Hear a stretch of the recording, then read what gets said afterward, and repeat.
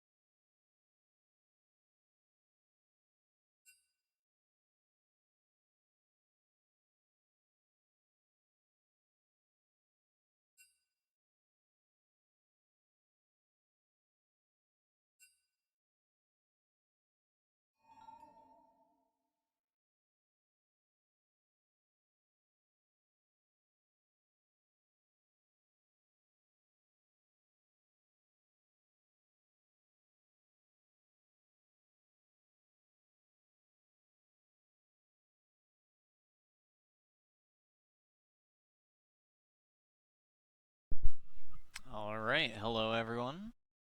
Welcome to today's match of the Herald League between Gray Screen Society and the Family Guys. Marpie's Spies, and I will be casting the match for you today. Let me get the league music brought up. Alright, and first ban wave is nearly complete. First ban going to Nocturne, or well, blue bands Nocturne, Vigor, and Gwen, with red kicking out Caitlyn, Nefiri, and Rise.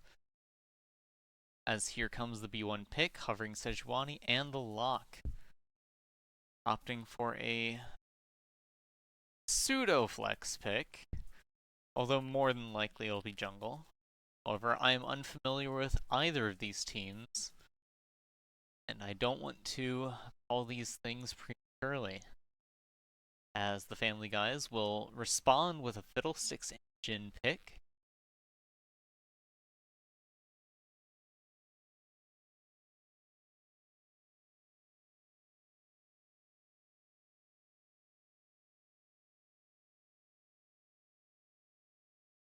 Hold a sec.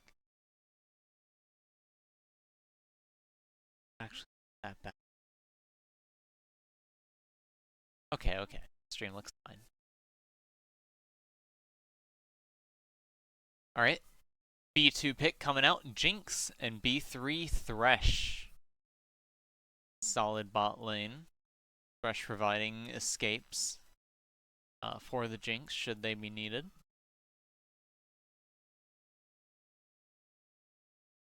However, out comes Swain with the response potentially. I assume that would be support, but could be flex mid as well. Unless, you know, it's Jin support in this case. Opting for the Braum instead.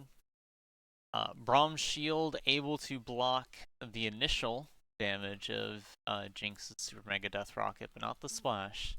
Something to be mindful of. As the final wave of bans comes in, Balzar kicked out first for red.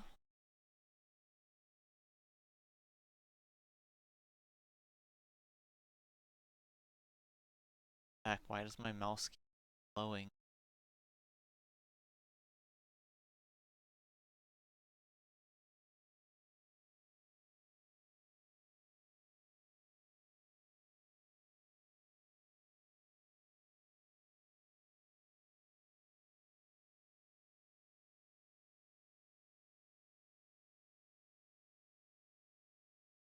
Oh wait. Yeah, the Mbessa ban coming out after the Malzahar from the Family Guy. Followed by a Lux ban. And lastly, Galio. Alright, so Nocturne and Galio both knocked out. As well as Mbessa. Those are 3 heavy dive champions prevented from entering this. However, Fiddlesticks is already picked. So we're probably going to see Fiddlesticks used in more of a anti-approach use rather than a go in, considering the remainder of the champions on his side. As well as everything that's been closed off to him.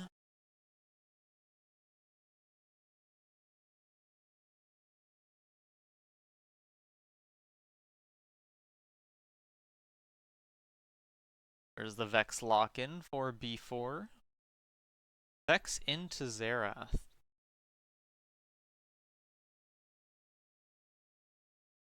It's hard to say. Vex is very squishy. Xerath doesn't have any dashes. And Xerath outranges Vex, I'm pretty sure. Other than her ultimate. I guess she could block some of the poke damage coming from him, but... And he does animation block himself, so she could capitalize on that as well. But I'm not quite sure what the angle is for that pick. Maybe it's to interrupt Fiddlestick should he hop on pretty quickly. Or to just try and catch him out of position. But not quite sure. Huh. A Yone pick? Yone top. Into Volibear.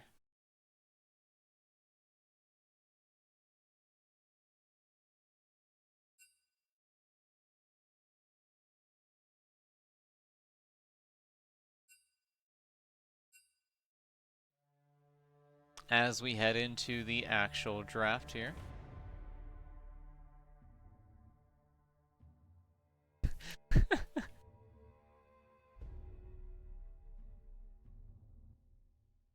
Some mixed language surrounding gray screen.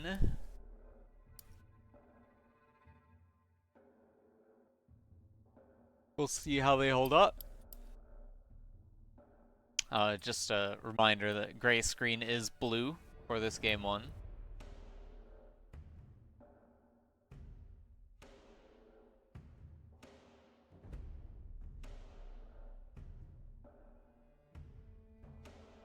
As this game 1 has been constructed fairly quickly, we'll just need to wait out the spectator timer. Or we are in game.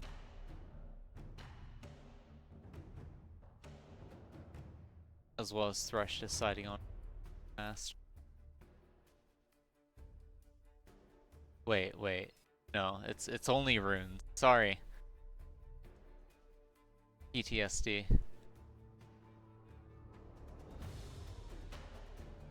You know the feeling way back in like season 1 and 2 when you have to make sure you're on the right page and suddenly you're playing Orianna mid with like 62 AD, 0 AP. And then you somehow win lane because your opponent didn't realize that you brought AD runes and took every single auto from you. And you benefiting off of that flat AP added to your basic attacks on top of the AD. And somehow carrying the game because of it a couple of times. The third time you do it for laughs, you get utterly stomped and supported by your whole team. Good times.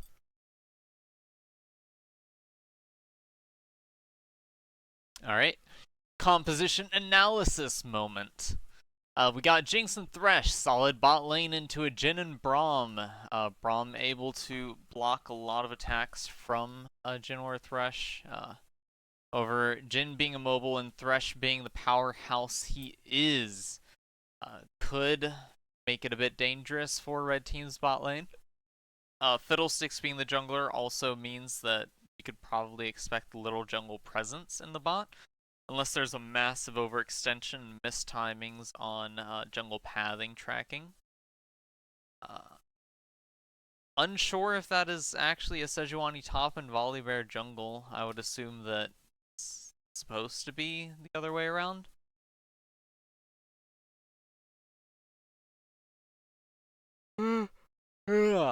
Sorry, had to yawn. And then again, the Vex mid into Xerath. So for the Volibear, he's going up against a Yone, Fiddlesticks, and Xerath on top half of the map. That is a lot of magical damage shoved in, so we could probably expect a Spear Visage purchase. Might rush a Bramble Vest or something for the Yone to be stoppered, but I don't think Volibear is going to have a particularly horrible time dealing with any roam coming onto him. His main difficulty is going to be dealing with the Yone himself. But if Vex and Sejuani help out enough, maybe the Yone won't really be a problem. I don't see Vex having much of an impact in the mid lane, but her wave clear is decent enough that she can roam, but, you know, Xerath being Xerath can still assist top or bot lane from inside of his lane without any worry other than junglers swinging by to pay him a visit while he's locked down. So we'll see how each team manages those mid lane hijinks.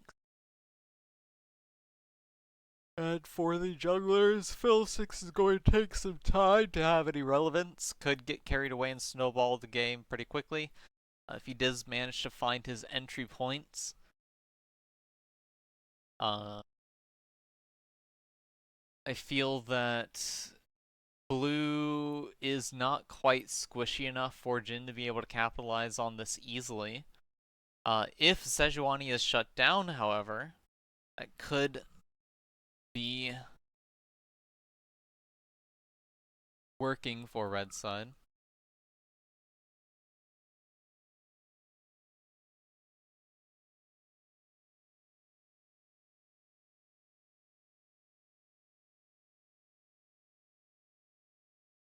Alright, as we now load in game. Should probably mute.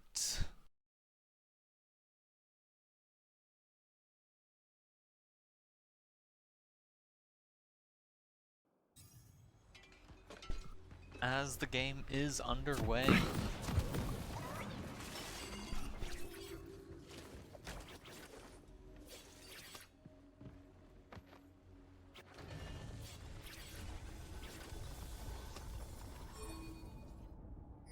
Welcome to Summoner's Rift. I'll let the call it directed cam take the lead here. Minions have spawned. As Fiddlesticks taking a bit of hurt from Sejuani. Will be chased off, passive proc. But Fiddlesticks he needed any health for his jungle. Starting at Raptors, Sejuani will be spotted. Does she look to interrupt him?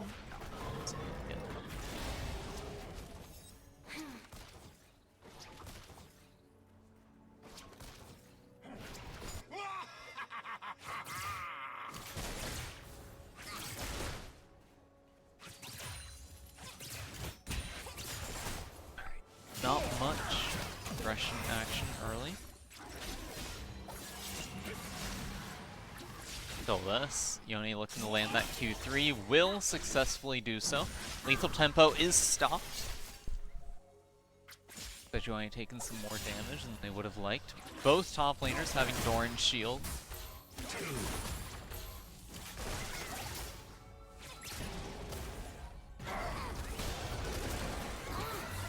Nice Q landing from the Vex. Their mana costs at least seem lower than Xerath's. But Xerath does have his passive to sustain himself. But I don't think he can reliably get inside of range to land an auto on Vex. That would be too dangerous for him to put him to a very easily abused. As you can see, his mana is already dropping below halfway. Vex sitting healthily near full. It's also a newer champion benefit right there. Our Vex taking a lot more hurt than him, both at 1 health potion. But it doesn't matter how much health you lose if you don't have the mana to sustain those trades.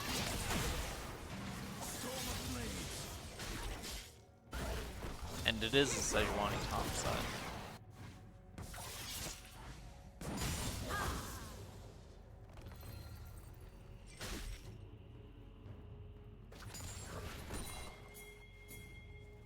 Got a lot of pings from Fiddlesticks, noting that he will be going for his grubs. Volibear swinging by.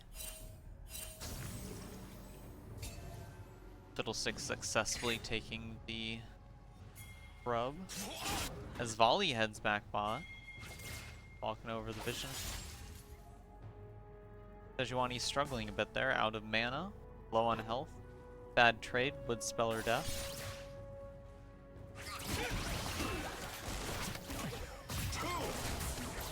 Bot lane in a relatively even state.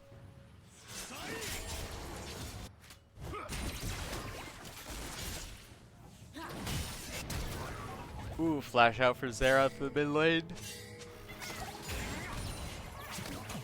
But he does have his teleport available to him. Vex going to be trying to clear the wave. But it's going to slow down a bit there. Not quite enough to full clear the wave. As teleport comes in, Xerath should only miss like 1 or 2 minions.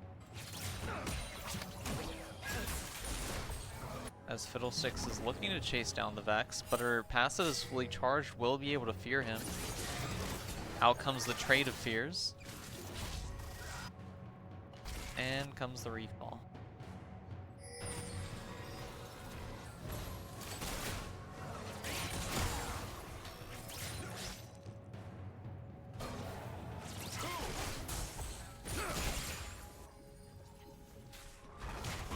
Flipping through the champs real quick so you can note the runes on each one.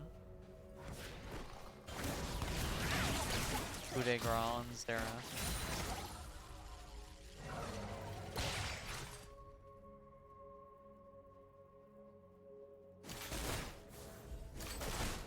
Gathering Storm on Alacrity. While Jinx is opting for Biscuits and I forget what that summoner sounds. Out comes Thresh Hook. Gets the Braum, drops to 300 health as Jinx is going for trades. Will get shot by the Jhin. Out comes the Xerath ultimate, and the Comet takes her out. Vex trying to get something back for that kill. Decides not to follow Xerath into that ominous bush, as that is the first kill of the match for Xerath. Should be able to get back some of the gold lost out in those trades, as Thresh looking to hold the wave here. Will not be punished for it, at least not yet.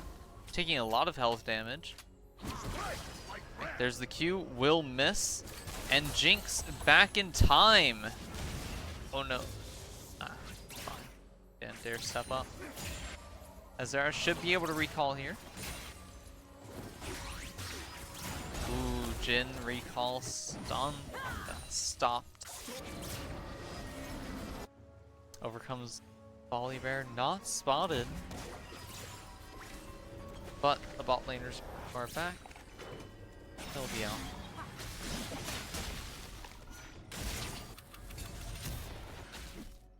Sejuani winning that trade. At least for now. Oof. That flail hit doing quite a bit. So I think that Sejuani's trades are being a bit healthier right now because Yone only has attack speed built rather than any attack damage. And going up against Sejuani, who has a fair amount of natural resistances, isn't going to be taking much from him. There's the stun, followed by ult, another bonk, and Yone is dead. Fiddlesticks ulting over the wall, not nearly close enough to land the fear on Sejuani, but she will still die as she flashed late. Or, well, she didn't flash. Decided to hold on to it, which does mean Fiddlesticks will be able to possibly snowball. We'll see.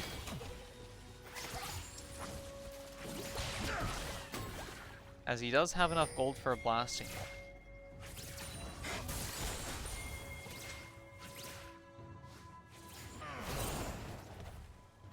Not that that's what it'll build, right? Vex pushing the Jhin and Braum back as Volibear's working on this dragon.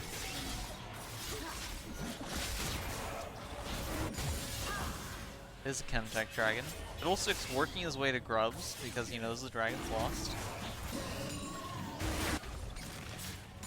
Very clean and clear for him. Ooh, Vex ultimate landing connects. Won't have fear for a little bit, but Thresh is right behind. 2 Grubs already taken down. Fiddlesticks catching that chain. Xerath will survive Fiddlesticks going down. Well, Xerath might still die. Vex is coming over the wall. There comes the flash, W, and the Q for the finisher. Wait. W is the AoE blast around her. My bad.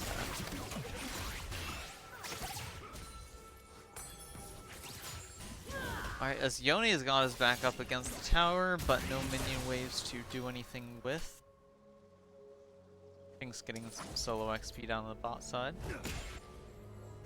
Bramble Vest purchased by the Sejuani, so this trading is going to be notably worse for the Yone. Well, actually, he doesn't have any healing items at the moment, so plated steel caps would have been better for the Sejuani here. I think it's a bit wasting gold, unfortunately, for her at the moment.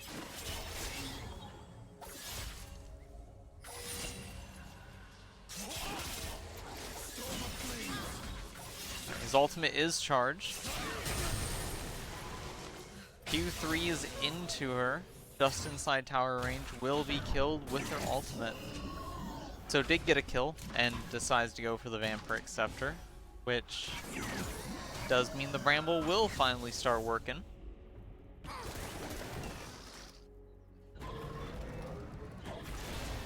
It looks like Sejuani will be going for a...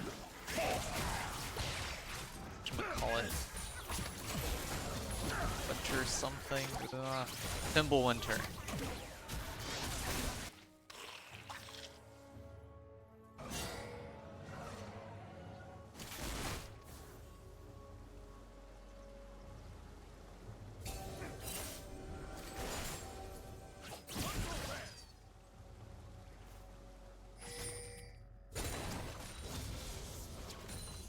Fiddlesticks will be hovering around mid a bit. Bot lane's still relatively neutral, despite Jinx having that death. Except, you know, also Jinx having a bit of an XP lead over Jhin. Less AD still. Fiddlesticks hovering topside, looking for a kill. Doesn't have flash available this time. Sejuani does have hers.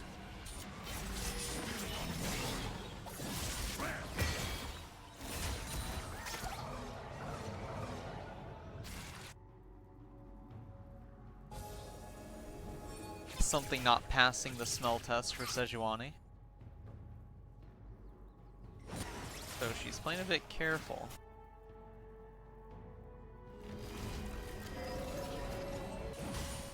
Xerath going back to possibly buy his first finished item. Luden's matching in the mid. Plus some boots on top. Vex sitting on 1,000 gold, however.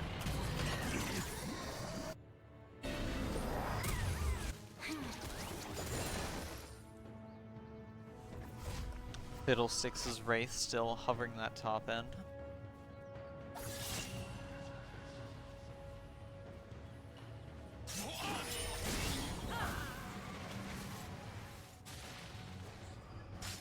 Sejuani Q narrowly missing Yone for the trade. However, she is losing a bit in CS at this point. Around a 300 gold difference, despite having extra kill over him.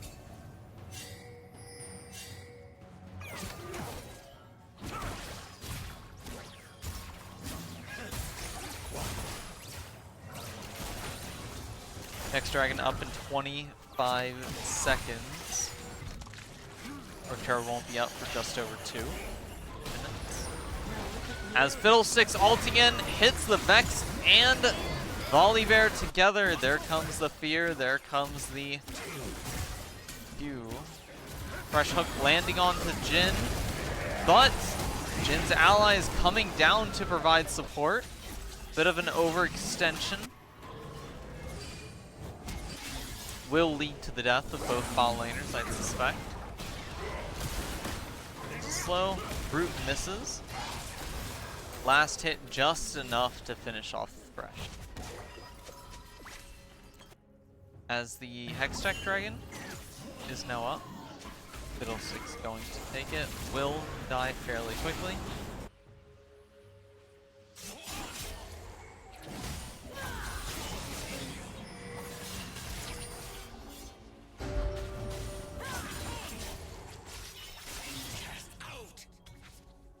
Sejuani still struggling up top side. Fimbulwinter still pretty far out. Only 200 stacks on the tier. I need 360 for the finish.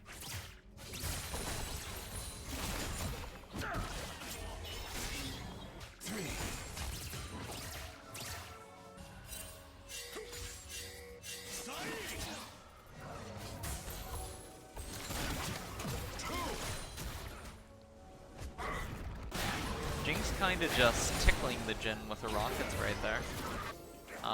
IE Rush means that you're not really going to be doing all that much damage unless you get incredibly lucky. I don't think that Jinx is one of those champions you would want to pull that trigger with. Something a bit supplementary beforehand to at least get that 50% crit chance, I believe. I forget what its base is right now. 25. Alright, Thresh Hook lands yet again. Alright, Chain CC will be successful. Thresh going down. Braum going down for the Jinx. Winter's approach acquired. They're just need those 120 stacks. This Fiddlesticks ultimate coming onto the Volibear on the Gromp. Out comes the Xerath and Jhin ultimate locked down for the kills.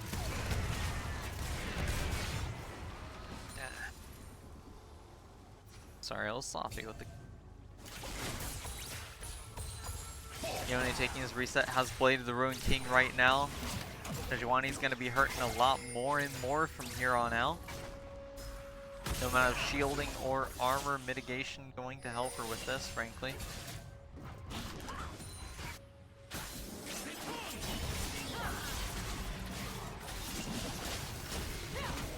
Considerable amount of damage being inflicted upon her.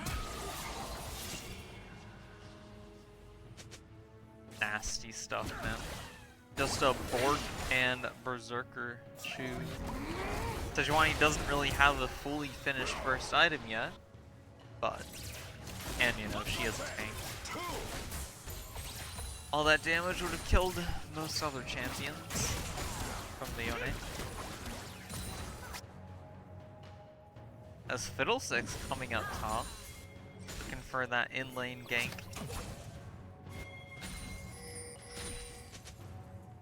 Not step up.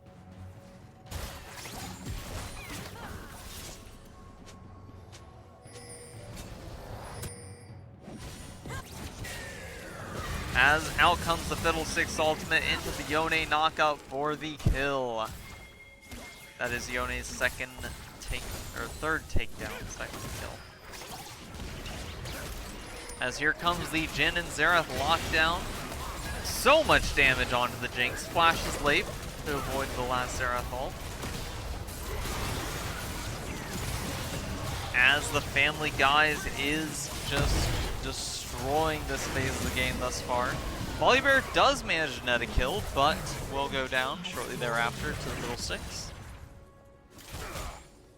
That will be an ace, 17-20. Well, 17-17 based on chat.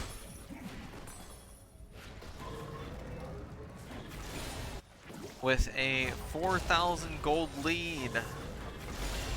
Or wait. Yeah, Family Guys is red, that's right. I'm sorry, I can't fix the stream titles. Please, bear with me. I don't have permissions for them. And I think everyone else is busy at the moment.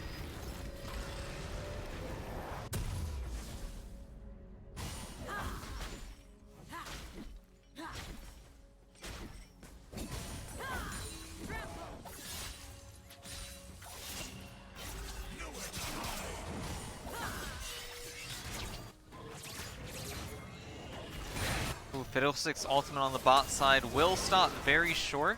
However, Thresh ultimate connecting on Jhin in the mid lane. Vex not going to be able to follow up, however. That is actually a lot of damage from Vex. Big shields. Will it be enough to keep the Jhin alive? As he will get away. Xerath ultimate finishing her off. Her being the Vex. Thresh gets out. Jinx did die in the bot lane, but there was stuff ongoing, so apologies. Also, I was trying to look, but camera controls. Agreed, Vex. The elevation is annoying.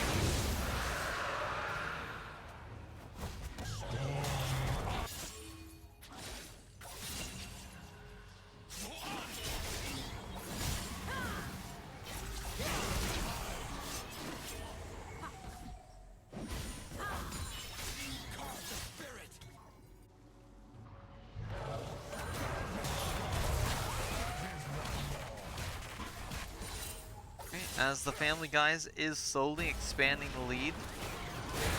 Fiddlesticks has a Zanya's opting for that rather than Proto Belt at this point.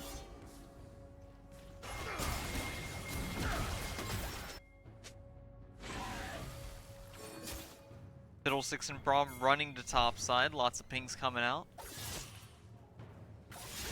None of them spotted, but Braum coming over. Well, there's some spotting. Alright, 4 up in the top side. Baron is spawned.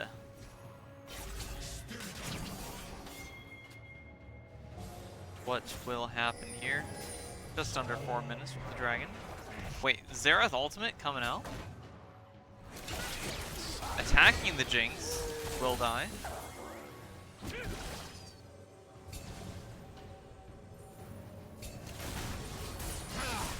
Alright, so pick acquired, another kill for the Xerath.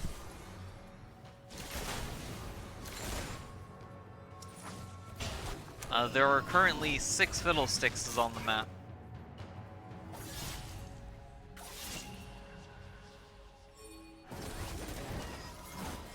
Try to match that presence.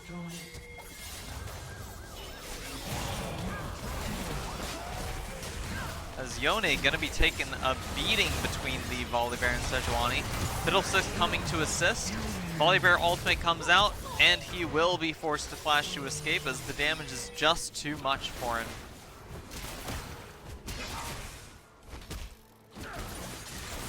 Yeah, a 2.5 item Crow Storm is pretty darn powerful. Might actually be able to get the Baron at this point. If he wanted to.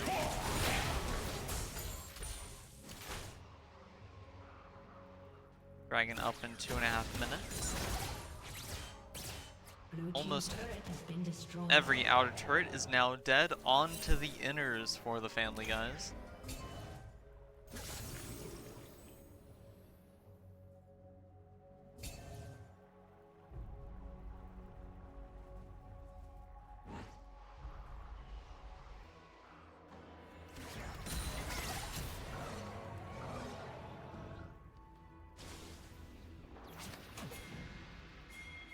Yes, Braum, hold those minions. Xerath going top side, but the turret's about to die. Red team's turret has been destroyed.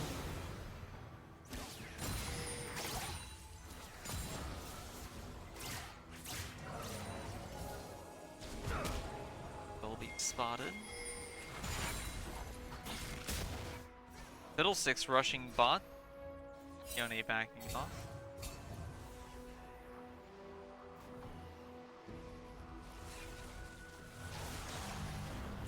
Recall coming out from Fiddles with just over a minute left until Dragon spawned. Buying that Hextech alternator. Just a bit of extra AP in the meantime, going for the Shadow Flame. Many pings come out onto the Sejuani. Will be 3v3 in the bot side.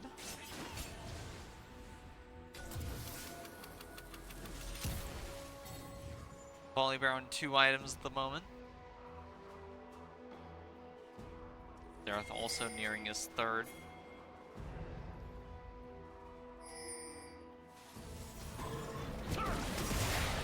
Jinx also almost at her 3rd. They've been struggling a bit. However, being Jinx, a single kill would be enough to top her off in these fights. But with Yone being there, it does make it pretty difficult.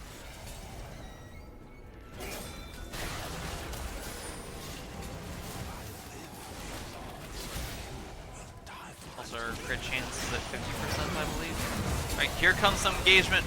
Thresh Hook catches Braum, not the target you would want to spot. Vex ultimate comes out, also lands on the Braum. Fiddlesticks sitting in the Dragon Pit, waiting for an avenue.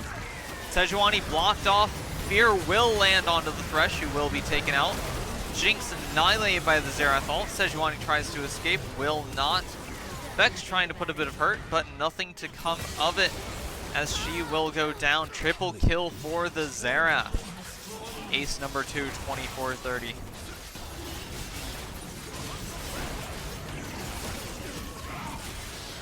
Dragon down here. Spam pings out for a Baron. Not going to quite be a death cap buy for Xerath next. Not sure what he could be going for with 2 Fiendish Codex. Yone pushing bot side to basically force blue team to make a decision on what to do.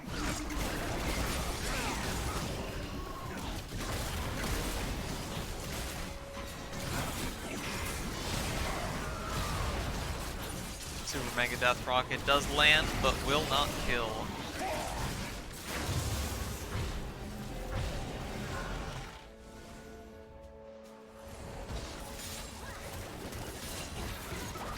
Purchases come out.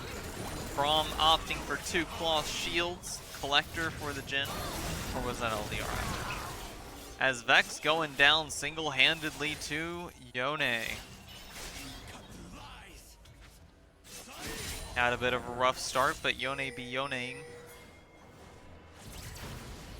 Unlike his 0-10 power spike brother, just has the 0-2 power spike. 2,000 gold to spend. Does have teleport available. Xerath opting to ult onto the Jinx yet again. So much damage. 4 hit, no Comet proc.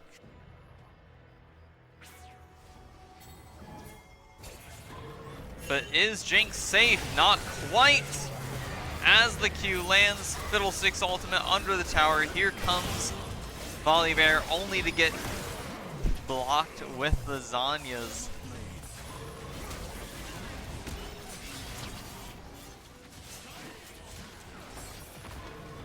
Blue team's turret has been destroyed. Sejuani passive is gone.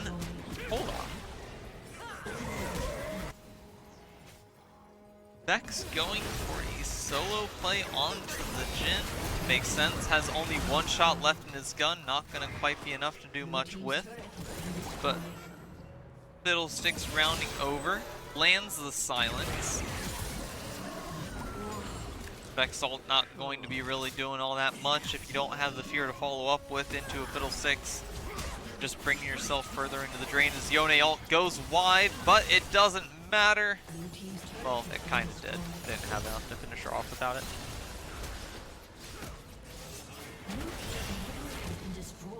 As that was Jin's first death of the game as well. Fiddlesticks ult coming out way too far away to do anything. I guess cleared minions. Clears that. Yoneing, out comes Locket Proc. Flashes out with an ignite on him as Xerath does the cleanup business, as does Sejuani with a ultimate casted to the sword throw. Vex coming in to apply aid, but this is a massive horde of Baron empowered minions to try and defend against. So that cannon is going to be wailing away at the tower. Sejuani passive gone once again. Vex is stacked up, ultimate is primed and ready. Jinx up, Thresh in 3, Volley in 5. Out comes the Vex ultimate, will land onto the Jhin, should be able to secure the kill. Another charge ready, out comes the recast, Fiddles down. Third ultimate cast will go wide, no Xerath connection. Xerath will be forced to flash out, out comes the Thresh hook, double kill for Jinx. Sitting on 6k gold right now. Apologies. So we shall see some good item buys coming in. Storm Razor and LDR. Or Mortal Reminder. Wait, Mortal Reminder is the poison one. Last Whisper, yes. Working towards LDR. Although could be Mortal Reminder as well. I'm pretty sure both provide crit, just one gives the Grievous Wounds, which would be helpful against Fiddlesticks to a degree, but honestly just fearing him with Vex would be enough. Or Thresh, really.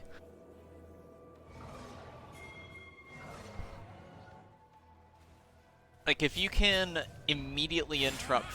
Ooh, Yone ulting without his ghost behind him into the Vex will get CC locked down here on his attempt to escape. Kill going to Sejuani. Vex almost dead. Going to get hit by a Xerath ultimate last second of ult, but will flash that. Die to another. As in the third Windrake is up and will go down shortly to claim the Wind Soul for the family guys. As red team's bot lane minions are crashing into blue's base. Not enough to take a turret, however. But with the Cloud Soul secured, we are sitting at nearly a 10k gold lead. However, Vex is starting to snowball in a way herself. Her targets are much squishier than Xerath's are. But Jhin is pretty darn formidable himself. I think he's opting for a Maul Mortius, actually. Or, wait, no, Crit Cloak and Null Magic Mantle are not Maul Mortius. Maybe this recall will provide a bit of... Oh, maybe Mercurial Scimitar. Yep, there's the Quicksilver Sash.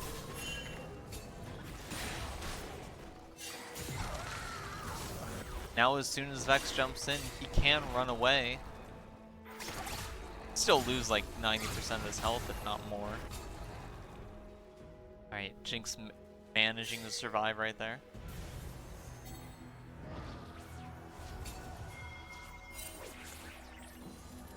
Alright, Baron up in 6 seconds. Sejuani's pushing bot side, does have teleport available. Jinx will have to recall 2 waves of super minions pushing onto Blue's base, and 1 wave pushing the top side. Yone stacking up his Q3 onto the minions, will be going aggressive. Out comes the Fiddle ultimate, catches out Thresh. Yone catches to himself. Jinx trying to get away. Xerath ultimate not quite up yet. Jhin does have his, however, but deciding not to go for it yet. Yone coming in to try and chase down the Jinx, will change his path.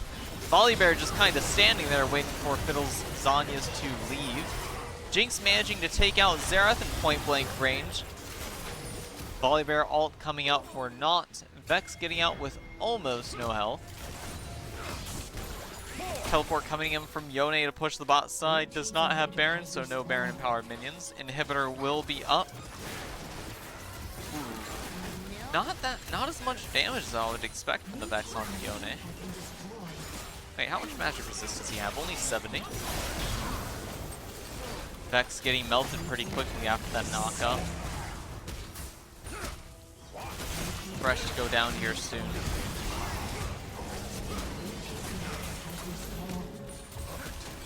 Yone nearly getting taken out by the Fountain. As this is a just shy of 33-minute game 1 victory for the Family Guys.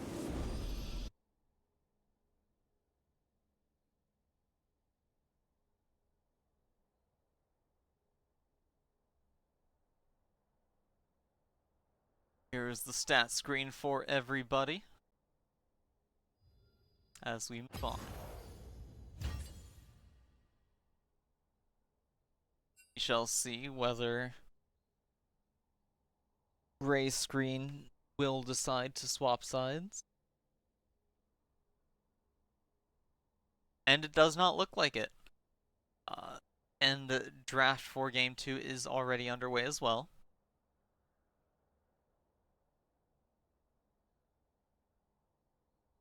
Lux being the first go-to. After the bans appear to be the same from last time around.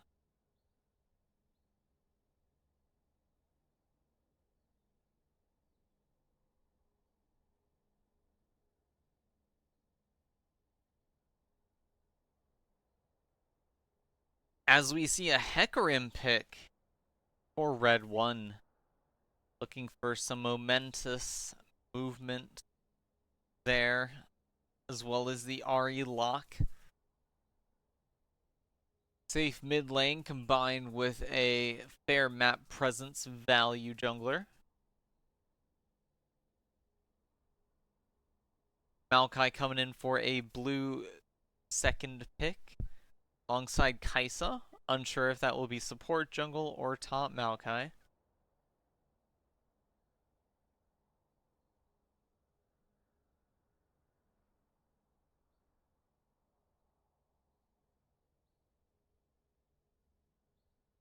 As R3 comes along with Tristana lock.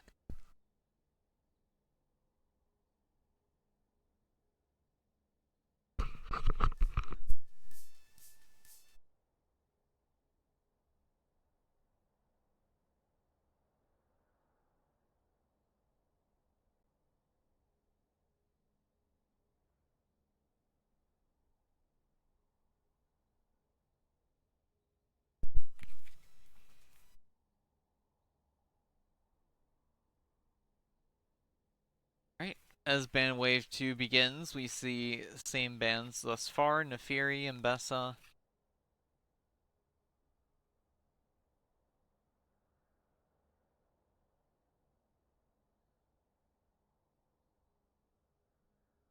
Nautilus.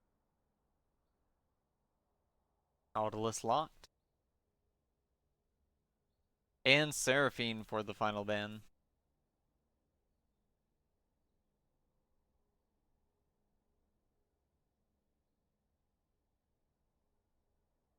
So Galio is left open this side, or this time. I forget who the Family Guys banned. last time around for their final. Alright, opting for the Swain pick now. Swain and Tristana. Oh, I'm seeing it now. Swain roots someone with E. Tristana ults them. Swain pulls them back in immediately after the knockback kicks off. They can be blasted a bit more while hard CC'd by Tristana's remainder of the knockback from ult. Actually, not sure how that interaction would work out, because I know Janna's ult has a built-in stun coincide with the knockback to kind of match the duration, but I'm not sure if that's the same case for Tristana's.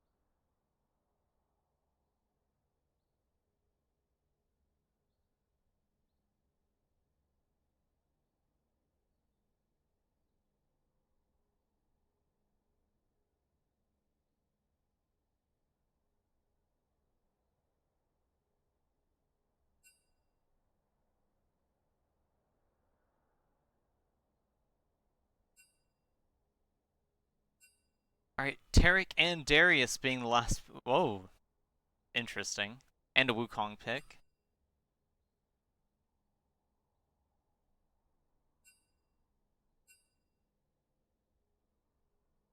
Gonna be a quick restroom break from the players before this match 2 begins.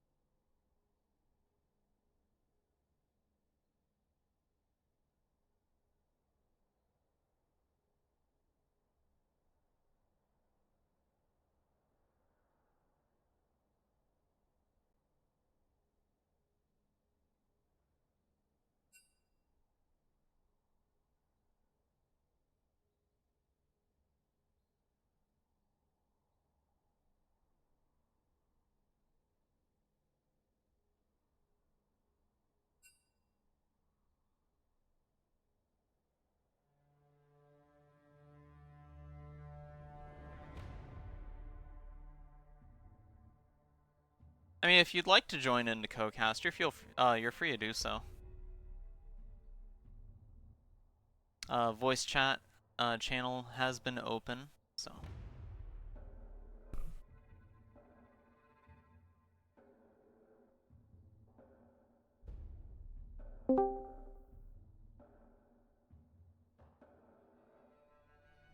Welcome.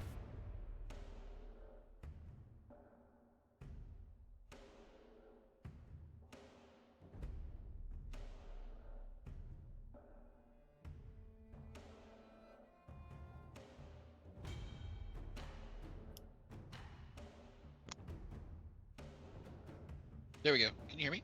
Yes. Awesome. Wasn't quite working before. It might be a bit quiet for the stream, though.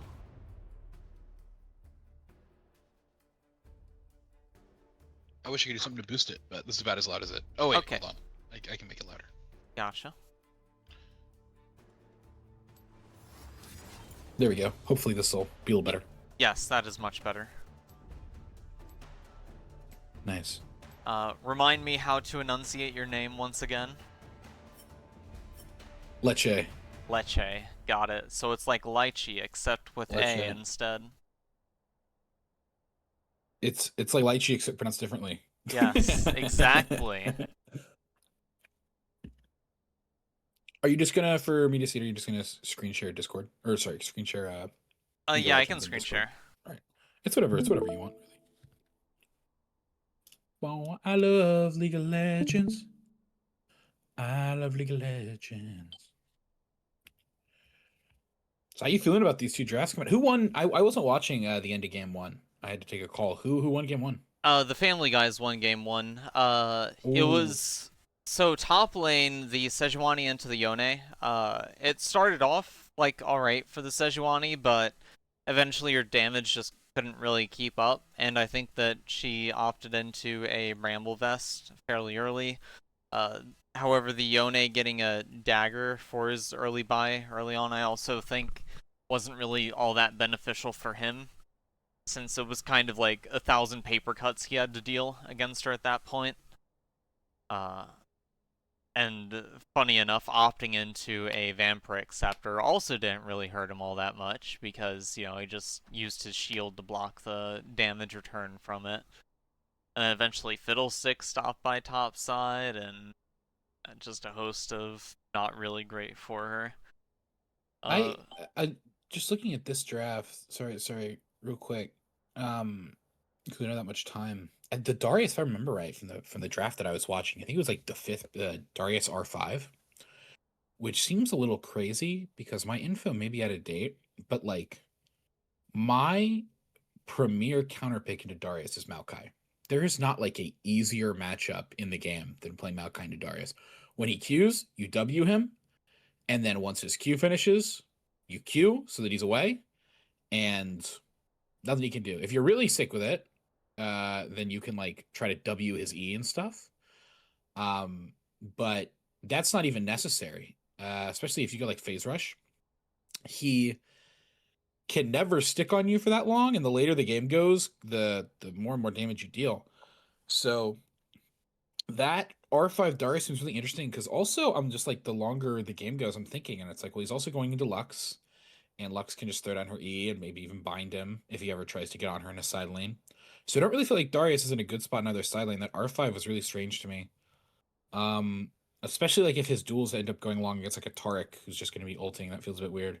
That being said, and I kind of feel the same about like Hecarim was I think picked early, but that's something that you'll be able to use to get onto this Kaisa and Lux who are pretty far away.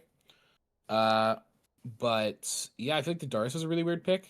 But I'm excited to see how the mid goes. Ari Lux. That I'm really interested to see how that kind of shakes out for this, particularly once they both hit level 6. Like, what is Ari actually going to try and make moves around the map, or is she going to be ahead enough, pardon me, to be able to fight the Lux? Because later on in the game, I mean, Lux can just permanently just ult waves and be fine, right?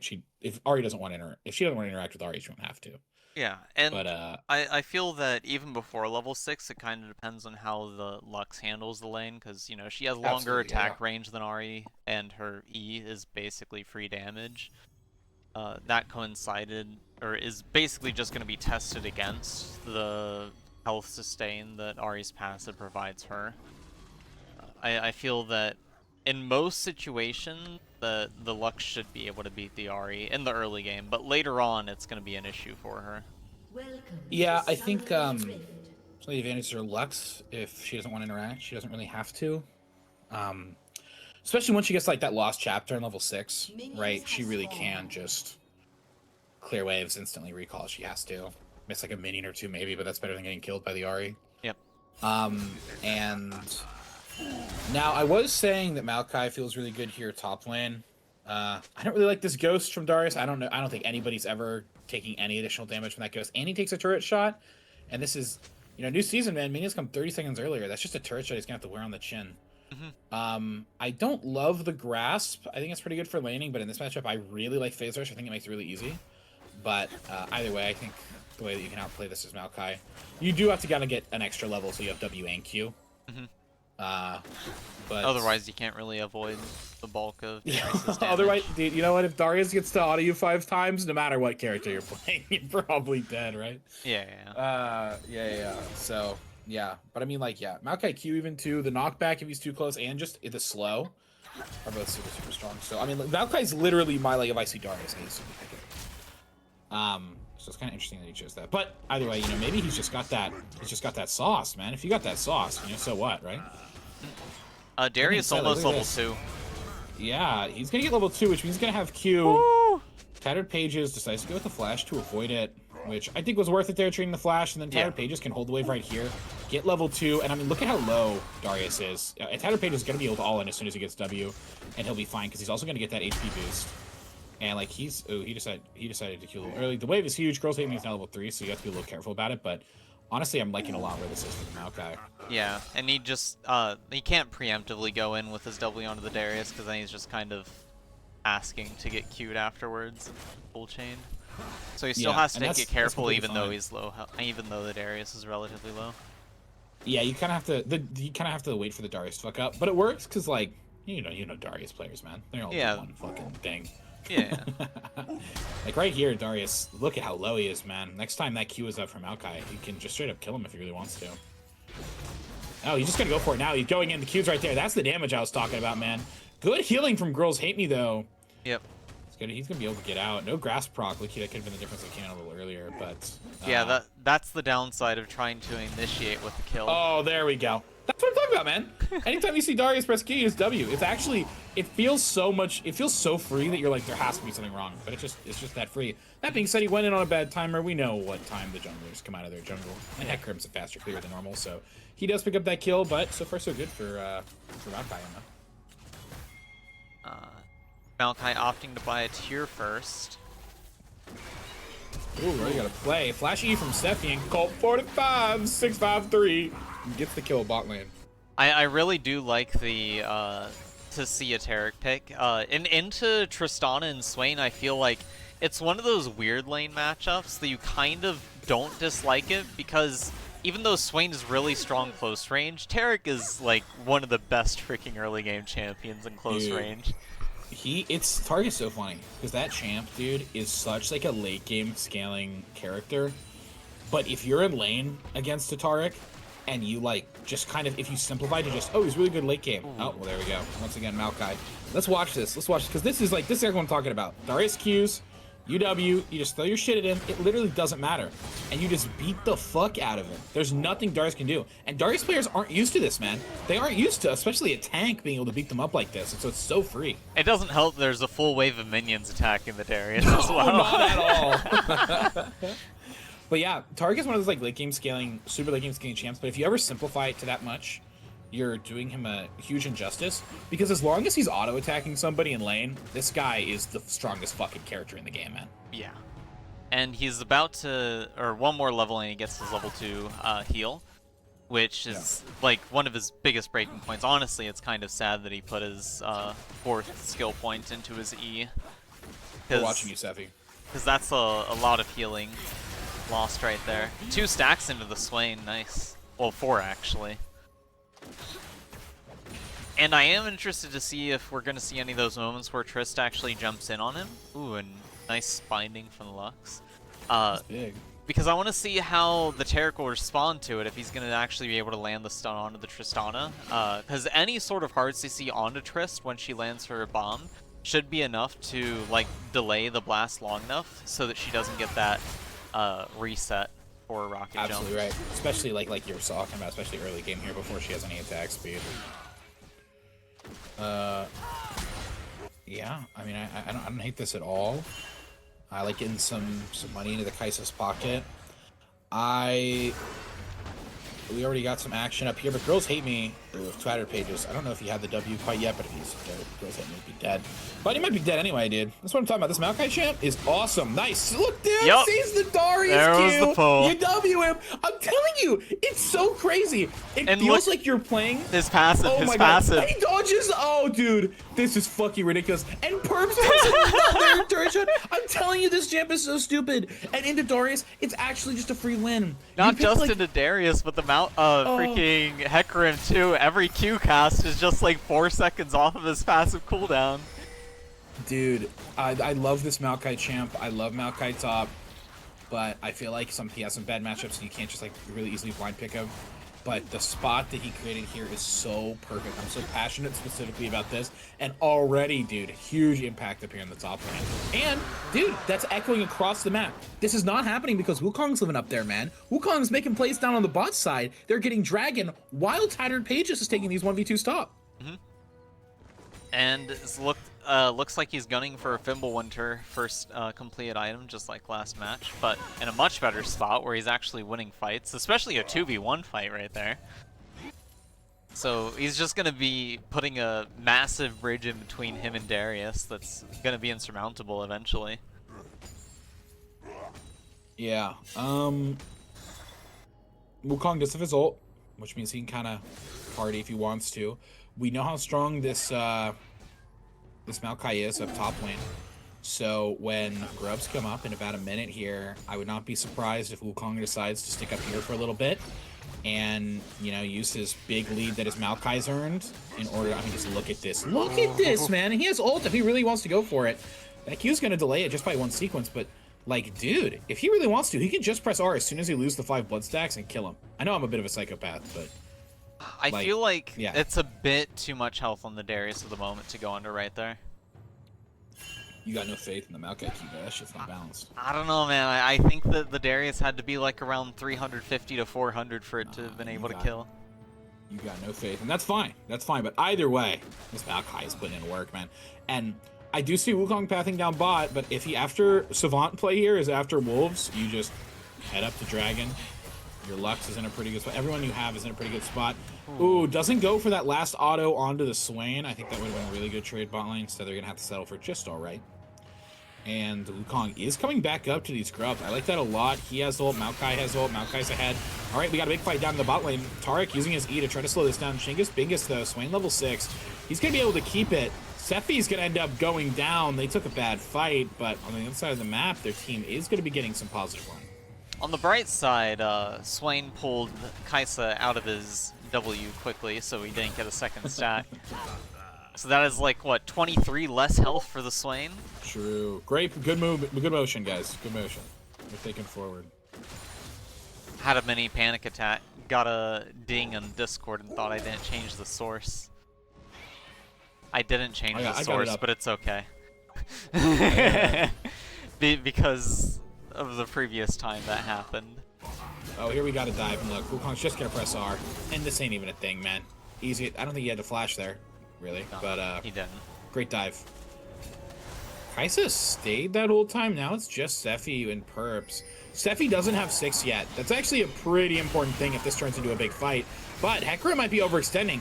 Perps gonna get chunked out. Ult's right there, but a nice exhaust means that Perps is going to end up getting lower and lower. He's gonna be taken down. Nice pull by Chingus Bingus, and he's gonna get the kill on the Cyanic Acid. Cyanic Acid stayed way too late.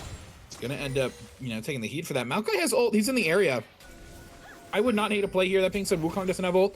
No Cyclone makes this fight a little bit harder, but if Tattered Pages sees an angle, wouldn't be the worst thing I've ever seen. Oh, they find Swain. This guy is done. Absolutely done. Sephi picks up that kill, and the Maokai ult still goes on to the Legendary, who, nice buffer with the rocket jump, manages to get out. I think the Maokai should have just went for the Q instead of W right there. Put yourself in between Tristan and the tower. As soon as she jumps, just press that button and you get the free interrupt and follow up with the root. Either way, fantastic play so far from the Green Screen Society. And you know why, dude? If I may speak, this may be a little out of turn. You seem a bit woody right here. Well, here's a really big issue that I just kind of want to take this stage to talk about for a second. If you're gonna name your team the Family Guys, you can't only have Quagmire. It's not the Family Guy. There's multiple of them. Your whole team needs to match the bit, or else you will not be making it to playoffs. What do you mean? There's no Nautilus in this run. I said that because he's the closest to a Quagmire.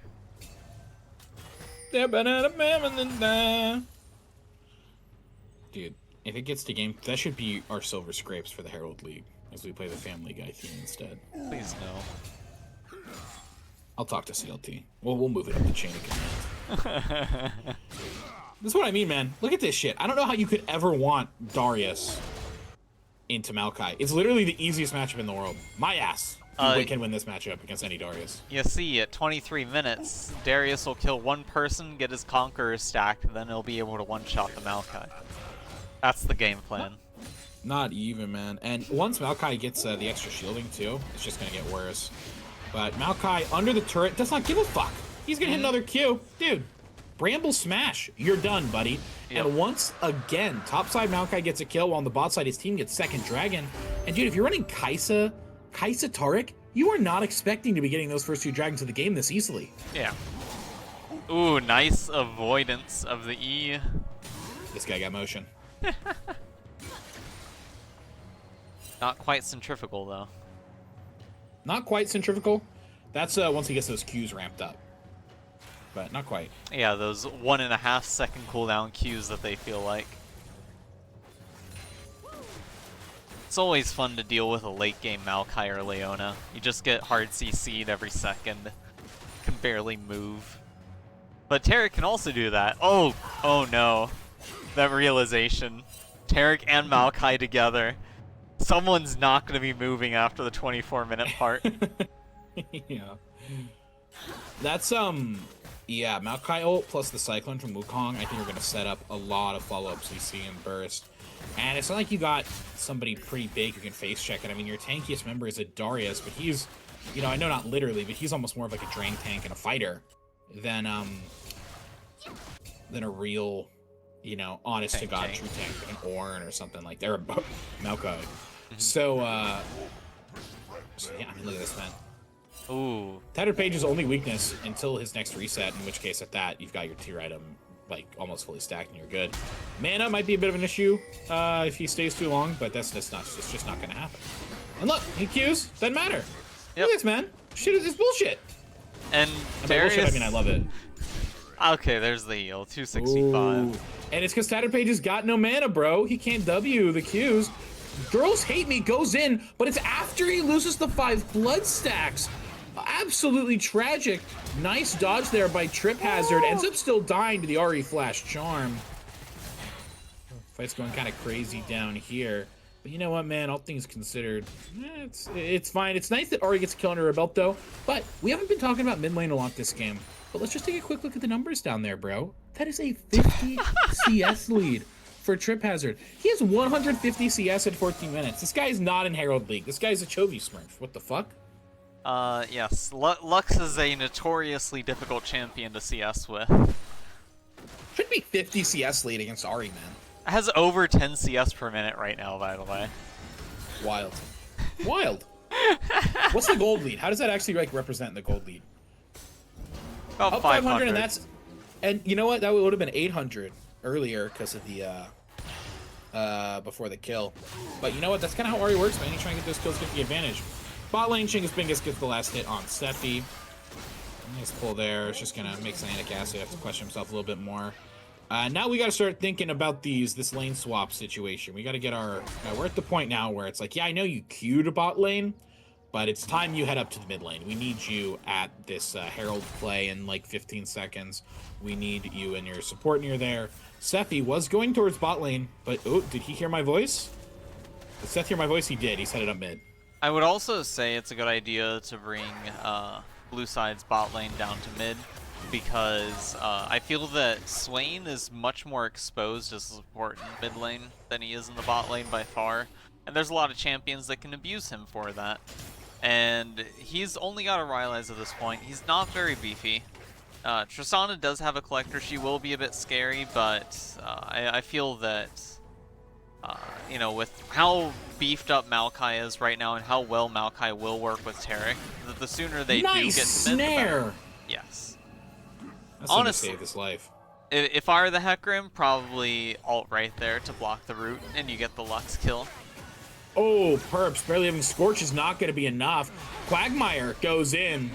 He's just a family guy. Uses all 3 of the Spirit Rush to try to get a kill and get a reset and get out. Trip Hazard still in the area for some reason, so it's going to turn into a 1-for-1 instead of just a clean kill. But that should certainly have Rift Herald go in the way of the green screen society. I think Taric is now a Wukong support. Honestly, kind of ideal, considering Wukong can basically guarantee stun hits. Is this gonna be a dive? Darius feels that it is. I mean, it can, dude. There's so much damage in this Maokai's kit. But now we really do need to be reassessing these lane situations, guys. This is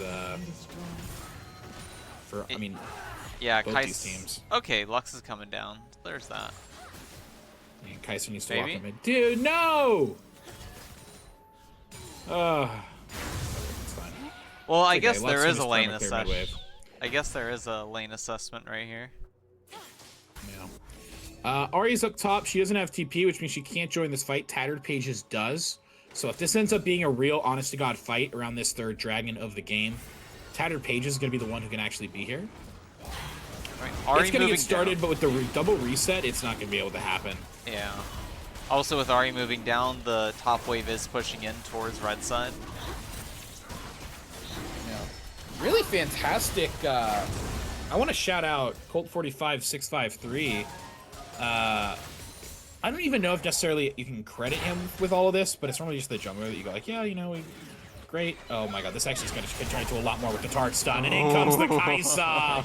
And Quagmire was not ready for that one. Not at all. Get hit by 1 CC, the death ball comes swinging. Ooh, maybe? No.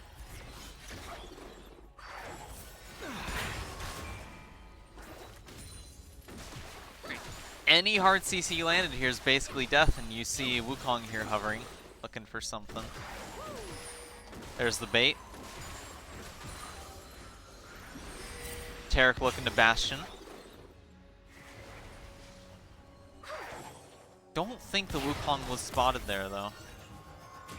Now he definitely was. Yes, I mean, honestly, if you're having to put this much effort into taking the turret, just drop the Rift Herald, guys. Yeah. Just take it. Open up the map. It's not that big of a deal. Taking that middle turret when you already have a side lane turret is always so huge because it completely opens up a quadrant of the map once you've taken a side lane and the mid lane turret. And it makes the other outer turrets easier to take. Absolutely. And so just dropping a Herald here mid would not be my least favorite thing. All right, we're gonna have to do some checks here. Seems like everybody just forgot how Lux works. Yeah. This might be the most straightforward mage in the game. And we're just walking into the same shit over and over. Basically ideal spot for Lux to land her Q there, considering Swain's options of movement were either towards her, away from her, not left, and only right. So very easy lockdown situation. And they don't even need to use the Rift Herald, so they're going to be able to save that and throw it bot. But right now, Colt45653 is up here on the top lane. Quagmire using a second Spirit Rush. This guy's going to go down. Exhaust just to let him know that he's not going anywhere. And Cyanic Acid and Colt45 and ones who end up getting that top lane kill.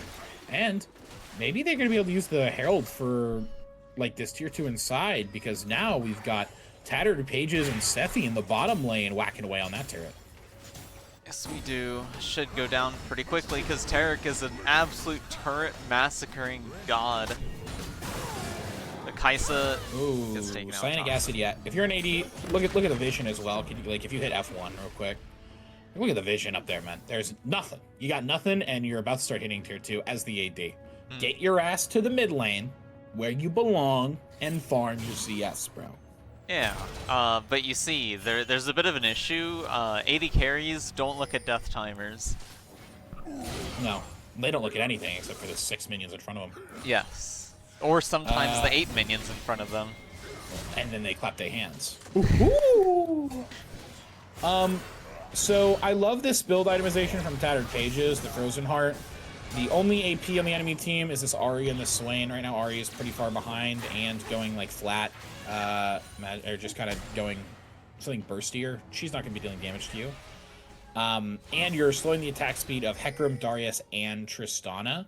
So I really, really, really like the Frozen Heart. Plus, you just want more mana to be as Valkyrie with the way that he's playing. So I think it's perfect. So what you're saying is he needs Essence Reaver next.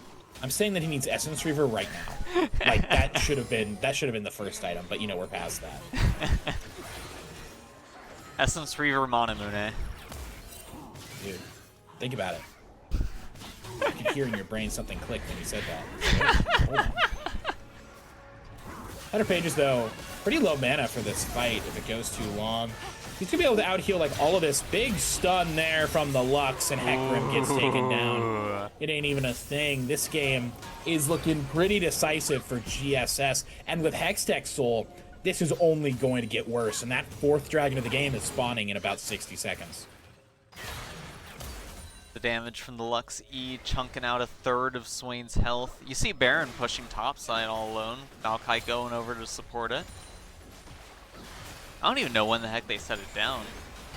I don't either. It had to have been during that crazy bot fight. Seth just says, fuck that. He ults. It's time to ball. Shingus Bingus. He's going to be able to get his burst damage back up pretty quick. Nice stun. Wow, Oh! Steppy flashing over the Orb of Deception. He's going to be okay, and Quagmire tries to clean something up, but he gets nothing done, man. Back on the top side, Tattered Pages on this Maokai. He's got the Rift Herald in his pocket. He's going to get that charge. And, dude, this guy, what an ego. I feel like he's going to go for another one. Go for another Just one. might. Go for another one. Oh, he is. Yeah. No, you know what he should have done? He should have cast Oh, he's his... going mid! He's Oh! going show! Oh! Aye! Sorry, there is a glitch that happens in Spectator. Whenever Herald crashes into a tower, it snaps to something. I can't control it. But nice job taking those 2 towers. So much gold poured into Maokai's I love pocket. that. Dude, oh my god, he almost has double Darius's gold at 22 minutes. That's fucking despicable, man. Oh, and Hextech Drake picked up for the soul. Dude, it's just... There is no FFs in competitive. But it's Jover. That's where I'm going to end that sentence. That's where I'm going to end that sentence. I'm not even going to say it. Hecarim's trying to find an angle, and you know what? At this point in the game, you kind of got to be desperate, but you've at least got to be desperate in a smart way, and that's not what's happening here. Perps 1-3-3. It's going to go down, and with no jungler, that's certainly a go button. Baron's going to get started up right away, and it is already at like half HP before TFG can even have the half a mind to check it, man.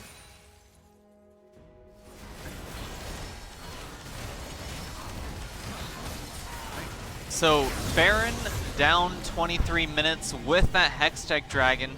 See, entire team recalling right here. So much gold to spend on Lux, Maokai, and Kaisa. You got that Spirit Visage, plus the Kindle Gem sitting there. Kaisa Gwinsu finished. Lux aiming for a death cap, but I'm pretty sure that's not going to be purchased by the time the match is over at this rate. We'll see. There is still some pretty strong pick potential. I think if Hecarim and Ahri team up, if Hecarim, Ahri, and Tristana end up, you know, looking for a play, especially with like this Ahri charm and Hecarim leads. But if Chingus, Bingus, and Perps are just running around the jungle like this when they're not allowed to, you might just be right. Perps really out of position with that laser from Lux. You see the blood, dude. You see the blood in Colt's eyes. He wanted that.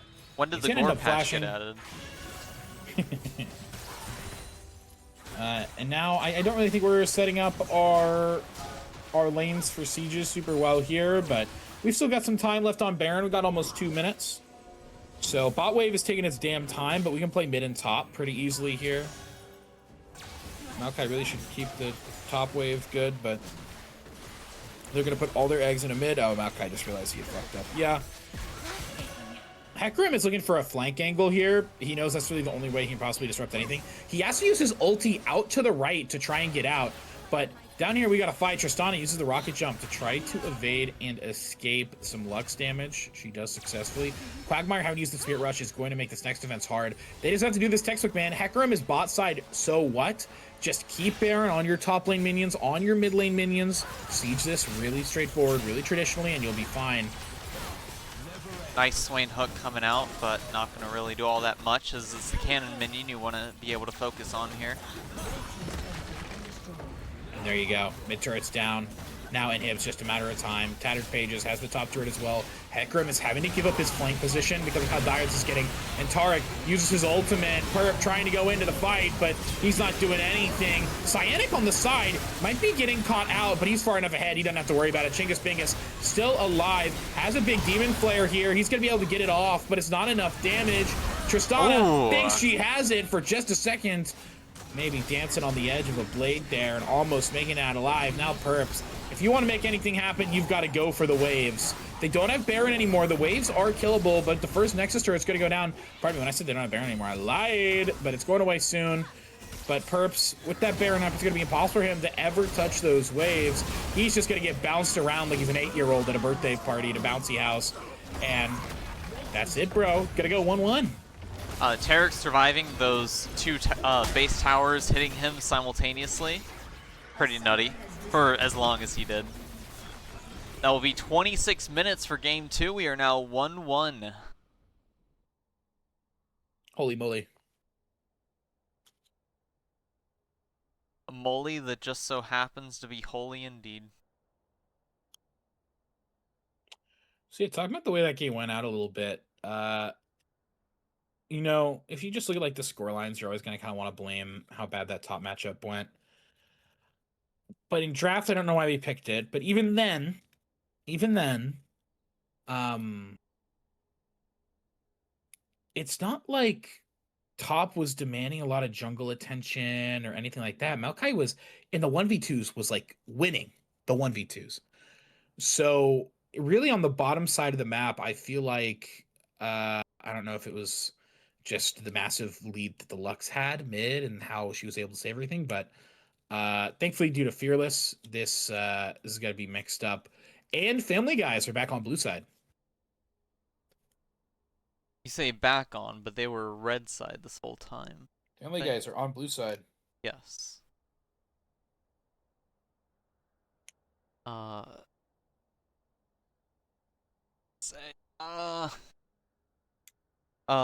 So the main downside of picking Swain in general sometimes is that he's one of those champions that feels like they have a really easy to hit hitboxes with pick abilities. And Lux on the enemy team when you're Swain, or even like Brand or something of that sort, you're just kind of a sitting duck for that stuff. Since you're not really all that mobile, you're just scary when you're strong, but very easy to hit, as is Darius. But you know, Darius had his own problem. That is odd. We'll see. It's how probably they're going gonna be jungle, stacked. but it is a flex to support. Yeah.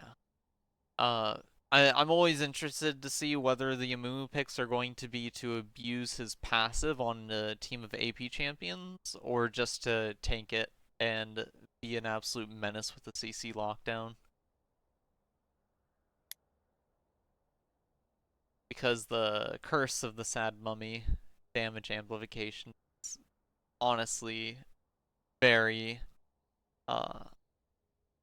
underutilized at times, I feel. Now I'm liking what I'm seeing from gray screening here into the Amumu. They just pick, you know, pretty solid jungler in the Jarvan. Another good team fight jungle who's going to have a little more impact early on in the game. Also is pretty good into a mobile character, so it's going to be hard for Family Guys to pick anything that is, you know, particularly in the AD department, that's pretty immobile.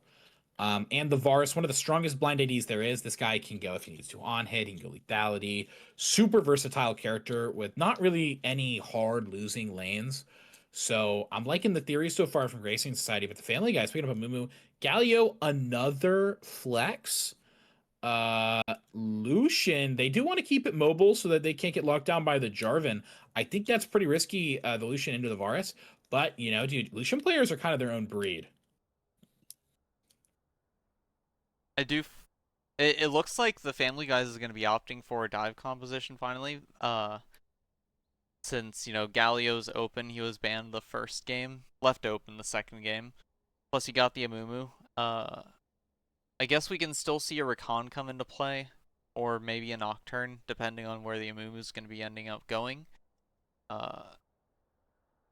And there's the Morgana lock from Gray Screen. Oh, I honestly can't really tell how this game's going to go in this. I hate Morgana. I think she's like the most useless champ in the history of League of Legends. But I think even sometimes Galio damage will just break the shield. She's very hit or miss in terms of how she's going to perform. Literally, you either hit your Qs because the enemy are bad and can't dodge them, or you miss your Qs and you're useless. Basically. But she does have some good anti-dive if she can survive once she gets that Zonias. She does have a lot of pretty good anti-dive. You know, Mumu, Galio jumping on your heads. Even the Lucian is pretty short range, unless he's culling. And so I do like the kind of anti-dive elements of her. but we'll see kind of how it actually pans out once we're in the game as Family Guys. The way you always got to use your bans here is either if on one on your blue side, you know what you're going to blind probably already. Either way, and so you want to ban out champs that counter that blind for red side, and it's kind of the same on Grayscreen side. They know what champ they want to pick here on R4. They already know what champ, so they just want to ban away counters or want to ban away blinds from the Family Guys. And so far, they're taking the Ambessa more dive potential off the table, as well as Seraphine, who would be pretty good follow up with this already pretty big beefy team fight comp. Seraphine was banned their 5th option last game. And Bessa, I think they took out all 3 matches thus far. Rise is Makes a new sense. ban, I think, as well as Yorick. I like the York ban. It's if Gray Screen's top lane plays it, they'd use it to pull the map apart, and Family Guys are looking very much for like a team fight comp. Okay, so Lucian Nami. Nami. We can't. I've seen enough of this fucking lane in my life, man. I could not see a Lucian Nami game for another 4 years. And if I saw it again, I would respond as if I had just seen it yesterday. It is the Corky Azir of our times. Cassio, so what you're saying is I like Cassio a lot. Oh, sorry, go. So what you're saying is you'd rather see Lucian Milio, right? I mean, honestly, yeah, probably.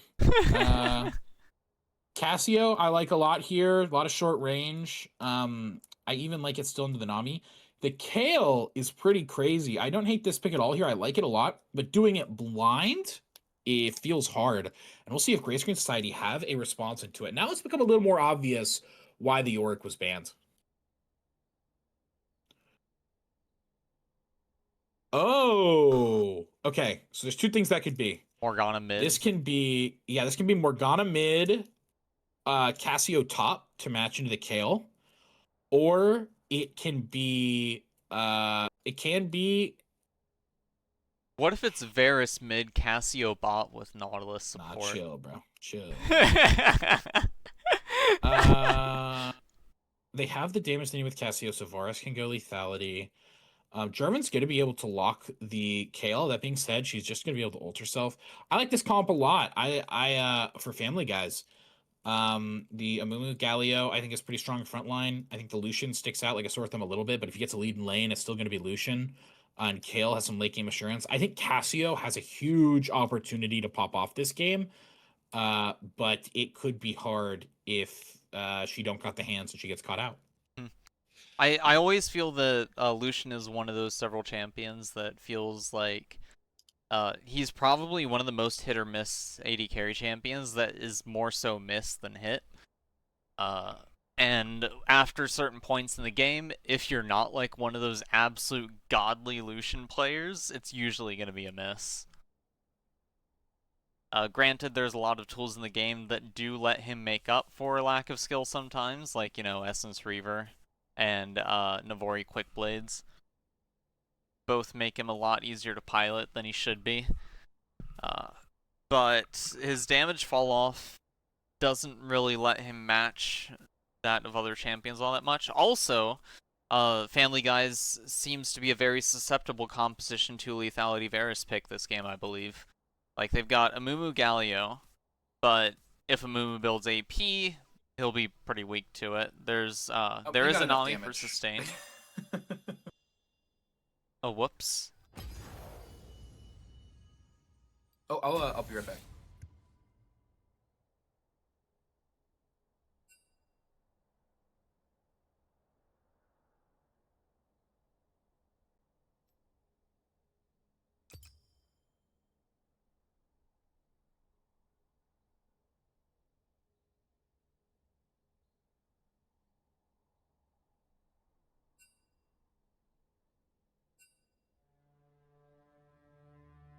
Alright, teams are rearranging themselves.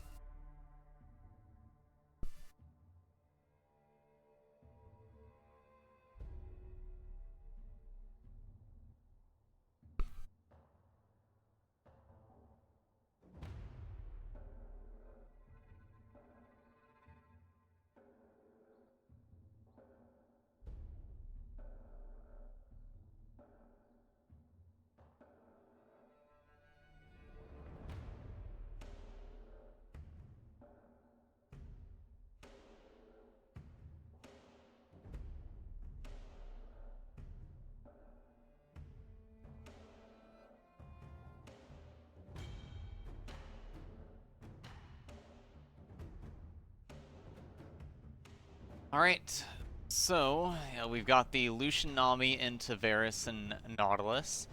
Galio into Cassiopeia mid. Kale versus Morgana topside. Amumu Jarvan in the jungle.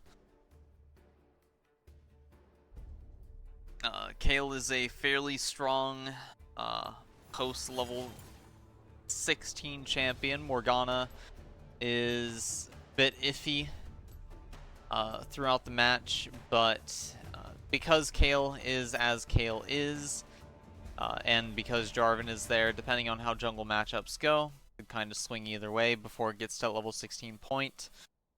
If Morgana does get a notable lead, it is fairly easy to kind of get carried away with her.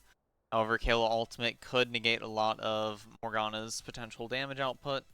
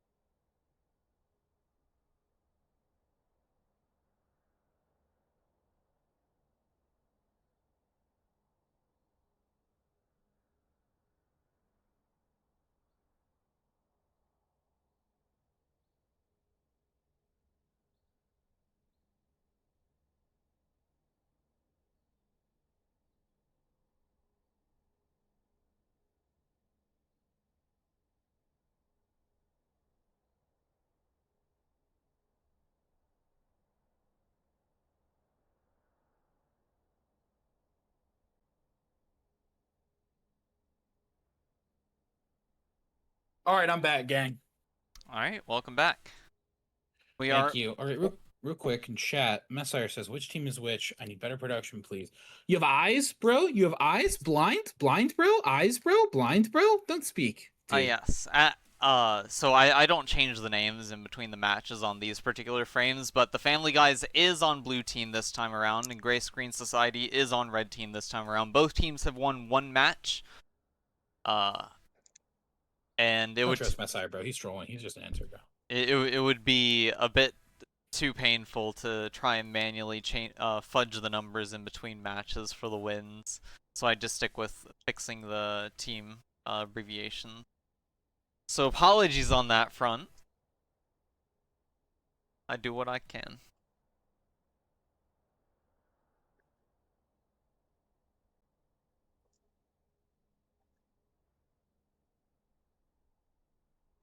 And we are going in. I am still streaming the correct screen for you, yeah? Yeah, I see, like... Okay.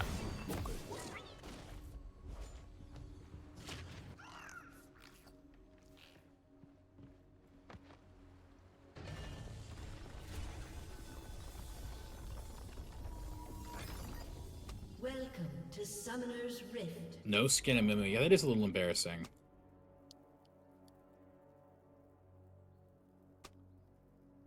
Minions have spawned.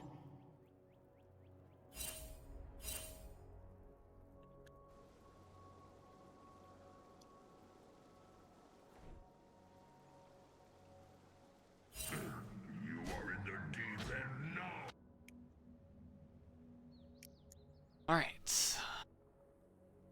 You know, it's kind of sad that matches like never really start with invades. Yeah, because there's the short time. I don't know. I like that the game just actually gets into the game for once. Before, there was some cool invades sometimes, but I think most teams just 5-pointed, especially in like solo queue. Before it was like, you know, tension build-up and the possible, what the heck is that? And then other silly things. Sometimes I would go top lane level 1, and if there was like a Darius on the enemy team, because, you know, they'd always want to take a level 1 fight, so you'd catch them unawares when they're about to go aggressive onto your teammate. So I'm about to expose myself a little bit due to my lack of knowledge. Alright? I have got no fucking idea how the Morgana Kayle matchup goes. I imagine that Morg just can't bully the Kayle enough, and Kayle eventually just becomes Kayle. Shout out the sisters, though. Love the sister matchup. But yeah, I feel like having to lane with this, you're never really able to look for like bindings or anything. She's already missed binding. And had to drop it, so you're just, I feel like, permanently just Wing the wave over and over, but that's not what you want to be doing into a Kayle. So kind of crazy that they held on to this Morgana flex pick and then decided to send it up into IMO like a win condition. So, I think at the very least, the constant pulling will, you know, do a lot of chip damage. And Kayle is kind of susceptible to being dove, and since you got a Jarvan as your jungler, if you do push her up, it could kind of work out, I assume. Not entirely. 4-6. Yeah. Hey! Yeah. You know what? If Kayle fights on top of the big puddle, maybe it's Yeah. easier than I thought. But I feel like a lot of times in these early levels, you're just kind of giving her a bit of a free ride, and it's just kind of crazy to, at least to me. I don't necessarily hate it in isolation, but kind of the draft capital they gave up to make it happen, it needs to. I need to see something from it this game, basically, is what I'm saying, and they could start right here. But it doesn't look like... Ah, there's the pings, there's the pings. Yeah, not enough mana on Morgana right now to be able to follow up with anything. Hook barely misses Lucian.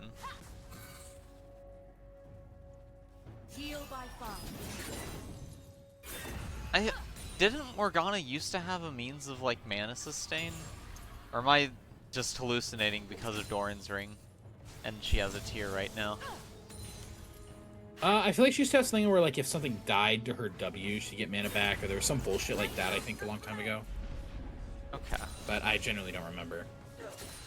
I could just be yapping. Ooh. Rip. Well, Kayle does have the CS lead.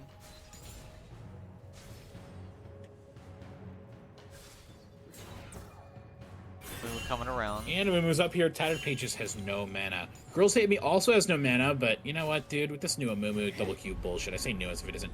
Oh! The jukes! Yeah, Morgana lives no matter what here.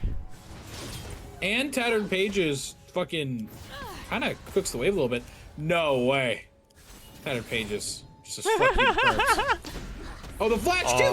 Why are we here? Why is Morgana walking back up?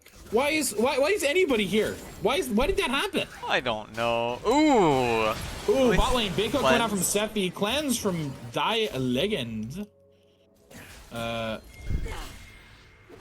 know, in Germany they call League Lagundo. It's like in Lagundo? Germany, it's like League. It's like League Lagundo. It's like that can't be real. That can't be real. Or they just call it League of Legends. This is another funny thing. Apparently, they just call a lot of stuff by its English name, like items by their English names. Because apparently, in a lot of different languages, League was never ported into those languages until like really late, like a lot later than you think, like season 6 or 7 or something. Well, I know that, you know, there's a lot of English words that existed after, you know, words were kind of created in a lot of other countries, so you would just even use the English words for those. Like, crap, I can't even think of an example on the fly right now. Sorry. I forgive you, bro. I speak for all of chat as well when I say we forgive you. Some of them are kind of just like abomination creation words. Because, like, Ooh, Quagmire's E hits there. That's nice, but... Whoa! Trip Hazard. Little overzealous there. yeah. Wonder what the outcome would have been if the ult was cast when Galio was charging in. I wonder if he'd be able to buffer that, or if he would have possibly gone past her and ignored it altogether.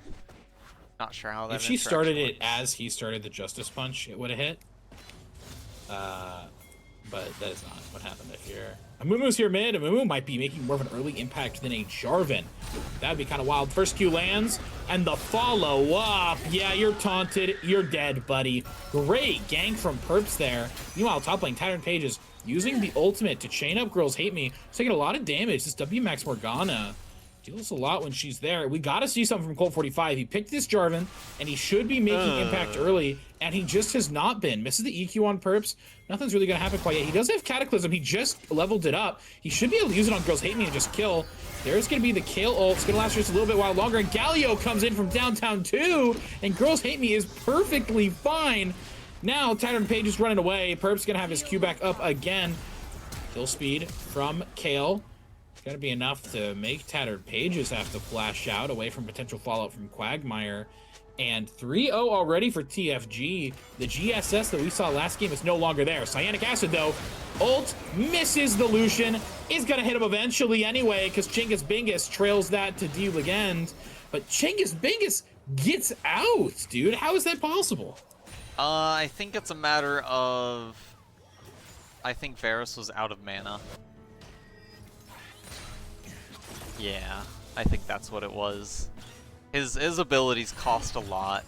While they scaled like every other marksman's ability cost down quite a bit, Varus's are still pretty freaking high. So unless he has a tier, he just kind of suffers on that front if he uses abilities too quickly. And it seems like he's going for an on-hit build. Oh wait, I should probably be looking at that. Unsurprisingly, Galio's not taking all that much damage from Cassiopeia right now. The creds be like that. But Perps may be out of position. Not tanky at all. Tattered Pages does land a nice bind there. But Quagmire is here to slow their roll. Core 45 is coming up. He does not have Jarvan the incoming. Cataclysm quite yet. Hook lands. Binding didn't. Is it still going to be enough to take down Girls Hate Me? Gonna get knocked up and is in position to stop Quagmire's Justice Punch from letting him out. Potential dive, nice route, but Colt 45 way too far forward. Flash ult from Trip Hazard, and it doesn't land at all. And it feels like so much there technically happened well from the Family Guys. Or wait, from Gray Screen. And it just happened a bit too late. Dude, what is going on this game, man? Genuinely, what are we doing? Again, everything is just happening too late. Like, the right things are happening, but they're too delayed or not synchronized properly, and it's very sad. Because, like, up top there, the Morgana Q barely missed, but then the Nautilus hook landed, and then the Jarvan knockup landed. It hit both of them, but then, what's it? Like, it interrupted the Galio attempted escape pretty perfectly. But then the Morgana Q landed when he was just out of range, forced the Jarvan to be under tower if he wanted to attack him. And then the taunt landed, and it's just sadness. It's being anxious and wanting things to happen, but then overcommitting to it, and it resulting poorly after the fact.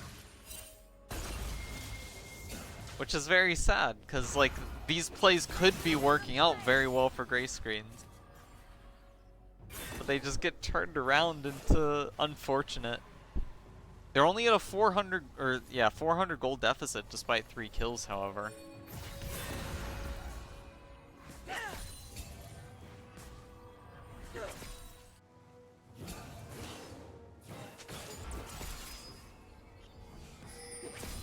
Varus is doing a decent job fighting off the Lucian, but Water Drake is up right now.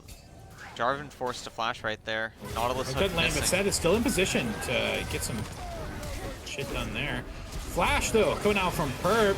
And Varus yeah, down. that's gonna be it. Cyanic Acid is taken down. Unfortunately, he had like 30 seconds left until his flash was up, so no way out. And also, something not loving this Varus, not going lethality. He's going the on-hit. I don't know why he thought he needs the on-hit damage. I also don't know why he thinks he needs, or when he's going to be allowed to just walk up and auto a bunch. These things to me just don't make enough sense. Yeah, I think he was Amumu's wrong. building AP, Galio's building magic resistance. There's really no reason for Varus to do anything but lethality right now. Other than the fact that he went lethal tempo, so he locked himself into an on-hit build. You can't really run lethality unless you're running like either Comet or Electrocute or whatchamacallit, the 3-hit one. Forgetting the name of it. Halo Blades. Yes, that. One of those 3 runes would enable him to run lethality, but lethal tempo just means that he has a dead something. And he's opting to just work into it. He did buy a lethal component, or lethality component, but I don't think that that's going to branch out much further. No, it's turned into a Kraken. Unlucky, man. But you know what? Sometimes Varus is, no matter how good the position is, sometimes if you just think you're better, you just go on hit to, you know, walk all over people. Like, famous player in this league, Messiah MVP, 2 seasons ago, one of the GOATed ADs of all time. That's what we were talking about. Tattered Pages is just going to get hit by the first Mumu Q. Going to survive for a while. Nice biting there. Is going to chunk Girls Hate Me down a lot with that W. He kind of tries to go back. You don't have enough mana to actually end up winning this fight, man. You got to just walk away. He doesn't, so Perps kills him. Yeah. Was trying to, you know, walk out of the predetermined Amumu Q, but slowed himself too much that he just wasn't able to have enough distance to avoid it with a flash if necessary. Yeah, because, and it kind of makes sense, you know, because... Sorry, it doesn't make sense, pardon me. Because Amumu used the first Q and it hit, and then Amumu used the second Q and it missed, and so Amumu's not going to get that Q back for a while, so you, at that point, really can just walk out. And he did not. And so he died. Yeah. And this Cassio also is not going to be online for a while. I like this build just in general on her a lot, but it's not going to come online for a while. Roa isn't done yet. The tier item, there's nothing other than the tier sitting in her inventory. So she's got no power quite yet. There's no Liandries, no burn, no nothing. And that's going to come in afterwards, and she's going to be big once that all kind of, you know, develops. But for now, this Cassio also is not going to be able to do a lot in these fights, and the Varus is not going to lethality is going on hit, so he's not going to be able to do a lot in these fights yet. So I think it's just a really, really bad spot for Gracie Screen Society. I think at some point you're going to want Sephi to get unlocked onto the map and hopefully make a play, but we'll see how that goes for now. Nami gets knocked up, and he gets knocked up again by the ultimate from Sephi. Cassio is down here. We got a play. Chingus Bingus goes down. Galio, though, is in the back line. He's only going to launch... Pardon me, he's only going to knock up Sephi, but now Quagmire's in a really bad spot. He should end up dying. Now, ooh, trip flash QE. He's going to end up dying to the turret. Galio makes it out. I think they could have just turned on Galio and just gotten the 1 kill, but still, that's some much-needed gold in their pockets. Yeah, sometimes you... Or actually, would they have been able to kill Galio there? Because he got a lot of magic resistance, and Cassiopeia doesn't have any magic pen. Well, he was almost at their turret, bro. It would have taken, it took him a long time to get back. That's kind of the big thing, so much time it took him to get back. And Cassio's on the right side, so he'd never be able to Justice Punch out. Instead, Cassio kind of traded 1 for 1 under the tower, which, you know, just feels a bit bad, but it is what it is. And all of that play bot, and an exchange on the top side. The family guys are going to get a... Ooh, I love that play from Amumu. Tattered Pages uses the ult. Here's the ult, though, from Girls Hate Me. Sephi's up here. Is he going to be able to get the kill on Perps? He's going to be able to log down Tattered Pages, drop the W, and gets the kill. But Girls Hate Me is on a roll right now. Gets one, then gets binded into the Jarvan EQ. Fantastic. Colt 45 picks that up, and that's what I want to see more of. I want to see the support in this jungle looking on side lanes, trying to make a play. Still feels bad that it was 1-for-1 in the very end at a 1v3, but... Or, pardon me, no, they got a Mumu too. I'm trolling. Back mid lane, Trip Hazard and Quagmire are going to hit each other until the cows come up. You know, Tattered sure likes crying because there's been a tier Cyanic! Big play there, but it's not enough! It's not. Tattered Pages must like crying a lot because they bought a tier every game. Nice. Yes. And it looks like, or well, Archangel's is probably going to be their second item. And looks like it. The amount of times that I've died with Varus that I just think to myself, man, I wish I could have just cast my E before I like died there. Just to get it off, because the trade would have happened. But something locked you. Ooh, lot of healing, lot of healing. No curse, Conqueror's no curse stack. to the sad money. No curse to the sad mummy, pardon me. Dahlia will just come through. The Burns can end up getting Trip Hazard. And now Quagmire's here because of his ult. Colt wants to get one on the way out, but Perps is tankier than he might first appear, and he's gonna live! Flash from Jingus Biggest getting him some extra HP just to make sure that he's fine. Man, these plays are just completely disjointed. There just doesn't seem to be a lot of cohesion on the side of the Great Screen Society. You know, maybe they're just playing this for the heck of it right now. These are just brawl kind of fights. Morgana's just sitting up there vibing, shackling Kayle every chance she can get. And they're just having a fun match. About 2k gold difference, they're going to be losing this Chemjack Dragon. Gonna have a couple more spawn. Seraphs is primed on the Cassiopeia, working on her second item here. I think Seraphs is almost done. No, that's just a tier almost stacked. The supports are looking okay. Lucian hasn't like gotten to carry off point just yet, but Varus is kind of in the same spot. Since on hit Varus takes a bit to start actually popping off himself. No shackle landing right there. As Amumu's hovering, there comes the Morgana ult. Yeah, ult open up there on Kayle. First bandage toss from Amumu misses. Kayle gonna ult, try and survive. She can deal a lot of damage here. She ends up untouched, but that's not gonna happen. She ends up going down to Tattered Pages. What was that? Now Cyanic Acid gets sent really far away. Perps, he's hoping that it's going to hit. Nice. Black Shield is gonna actually make sure Cyanic lives, and he gets the shutdown. That's absolutely huge.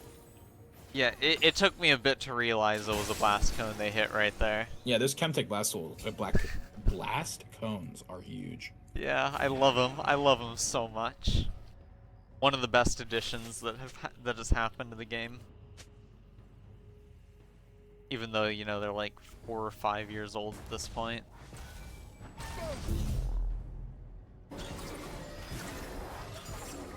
And the gold is swinging much closer together now. 2,000 gold lead, shortened some. Only to be expanded slightly a bit here. But Morgana, 2 items finished now. Kayle level 13, so that's a 1 level difference in the top laners. It's going to be much more dangerous once that 16 hits, but with Kayle lacking a bit on the items, we'll see just how dangerous that's going to be when the time comes. Varus, second item finished, working on his third. Cull fully stacked, but Lucian has both of his items right now to come online himself. So those trades are going to be hurting a lot more right here. Nautilus will at least be able to guarantee some sort of knock-up, but so long as that cleanse is available, it's going to be hard for Varus to do anything safely into him. But barely misses. Now, Varus is getting pretty strong right now, but yeah, Lucian is on a pretty strong spike, pardon me, himself, and he's just going to get stronger. Lucian is one of those kind of sneaking, scaling ADs. A lot of people still, for some reason, think of him as like Lucian Nami, super strong early game, and all that kind of. Ooh, nice dodge by him. Nami wave's got to come through. Bolt's going to tank pretty much all of that culling. He should be able to EQ out. He EQs out down, which does mean that fight's going to go longer than it really should. He might still be in trouble. He's going to manage to get out. Tattered Pages, though, is in a bit of a strange spot. Nice binding there, and it's going to follow up. Galio ult's going to give a big magic shield, and that engage just did not need to happen. Gray Screen Society, bit too trigger happy. They got out of a bad position, and then as soon as it equalized, they went back in.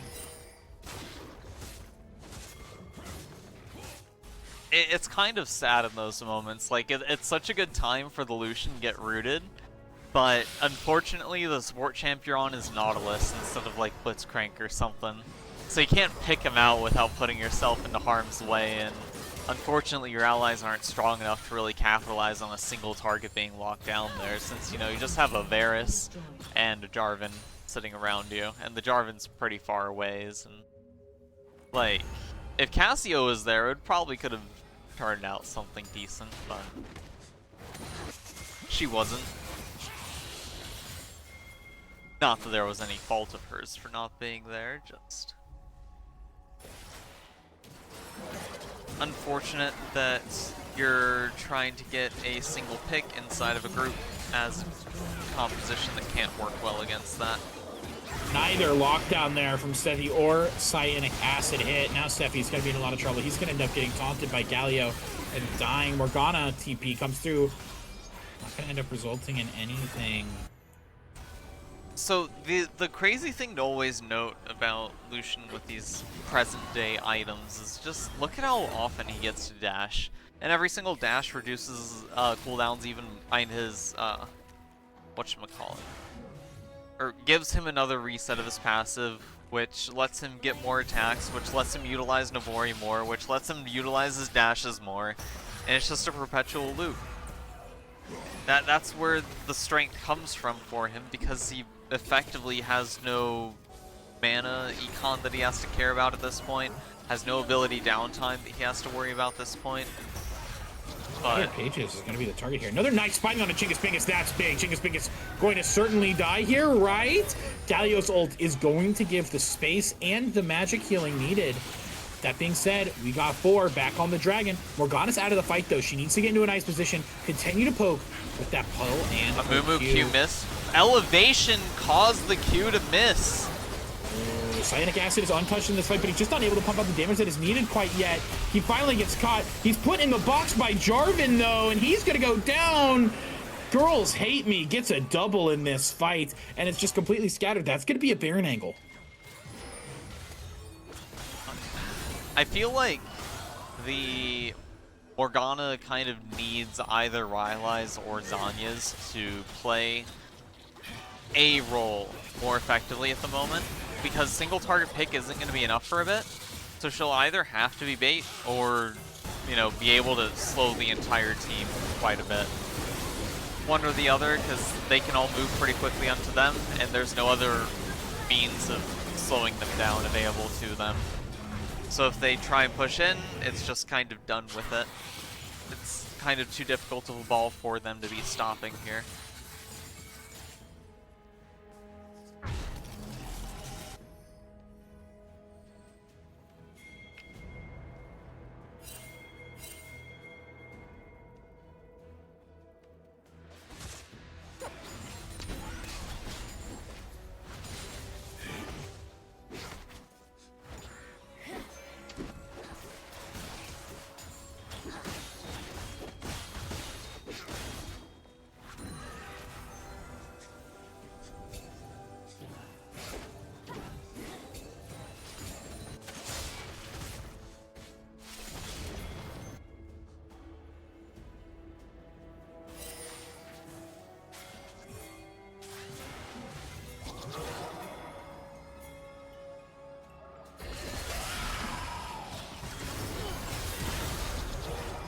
Oh, nice binding right there. Saving Cassiopeia from the death that was impending. Gold gap is widening some. Kale's getting a bit further ahead, now evenly leveled with the Kale, and has Dusk and Dawn built up. level 16 is going to be pretty dangerous from here on. Bear's still working on his third item here. Lucian is as well, but it's a much bigger power spike for the Lucian.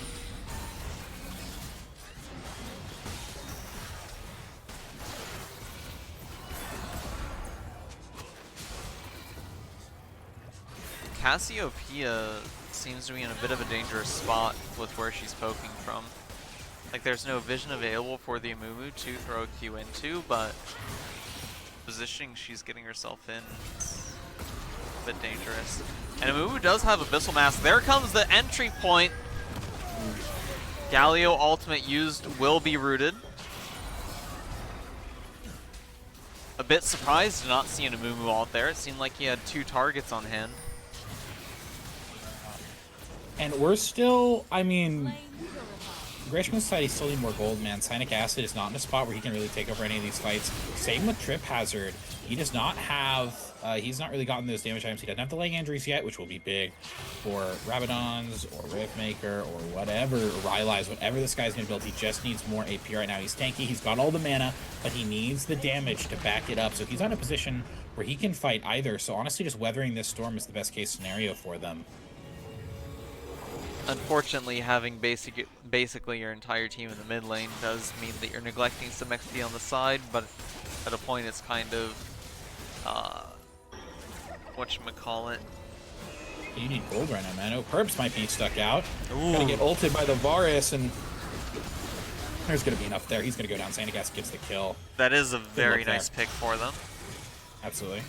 Especially considering this dragon is going to be up around the time that Perp spawns again. Without the Amumu, that's a lot of the engage power of Family Guys. So being able to control this area, oh, Quagmire might be really out of position, gets hooked, and you just do everything. You got him. Yasma's down 2. He's so tanky. 5 members on him, and it took him a while to go down, but he will anyway. Now, he is also staggered for this dragon. He has ultimate, so if this dragon fight goes long, he'll be able to rejoin the fight. But when it looks this bad, you can already see Family Guys have just decided, you know what, sack the dragon, let's get gold, maybe a tower top lane. And somebody really needs to match. You can't just have everybody sitting here on the dragon for, like, no reason waiting for it to spawn. They've just wasted, like, 30 seconds of the game. Yeah.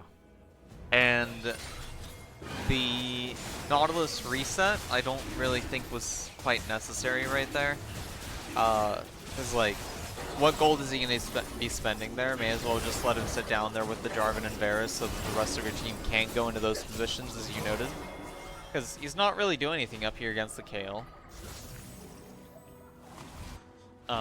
Morgana was, you know, able to push one wave bot. Could have probably rotated to mid herself as well. Yeah, just really needed the Jarvan and Varus there. Then he could have rotated bot, pushed the wave. Right now it's pushing inside towards red team. And you're not in a great position, especially with Baron coming up. You need someone to push that out. Your picks have basically been reset at this point. The gold gap is closing once more, but Varus still hasn't gotten his next item yet. Yeah, he has 3 finished items. Lucian has 3 finished items, but there's a bit more value in Lucian's finished items at the moment. And there's the Renance. That's really good. Yeah, that is. For Cyanic Acid, he's in a pretty good spot. It could be the moment when the fights actually start turning for them, but the Kayle It could with Cyanic Acid. I still am not seeing, frankly, like a lot of particularly like super good AD play. Oh, nice bandage toss! And Trip Hazard's gonna go down. Now it's a 4v5. Baron's coming up in just 18 seconds. A catastrophic macro misplay by Trip Hazard to be in that position at all. Varus throwing Qs out, but you don't nice really... binding. Oh, a lot of people are going to be trapped in the Cataclysm here, but Cyanic Acid, the carry we were talking about, is not in this fight at all. They completely picked this fight when their AD was not with them yet, and it could come to bite them in the ass, and he's going to go down. You cannot fight when your one carry is dead, and the other one is on the other side of the map. Huge, incredibly poor play there by a lot of the members on Gray Screen Society. That's almost certainly going to be game. It could be game here. They do have a minion wave coming to back them up. Cassiopeia's up in 5 seconds, but it looks like they're paying for Baron instead. Guess it makes sense since this tower is going down pretty slowly, honestly. Surprising how slowly it's going down, really.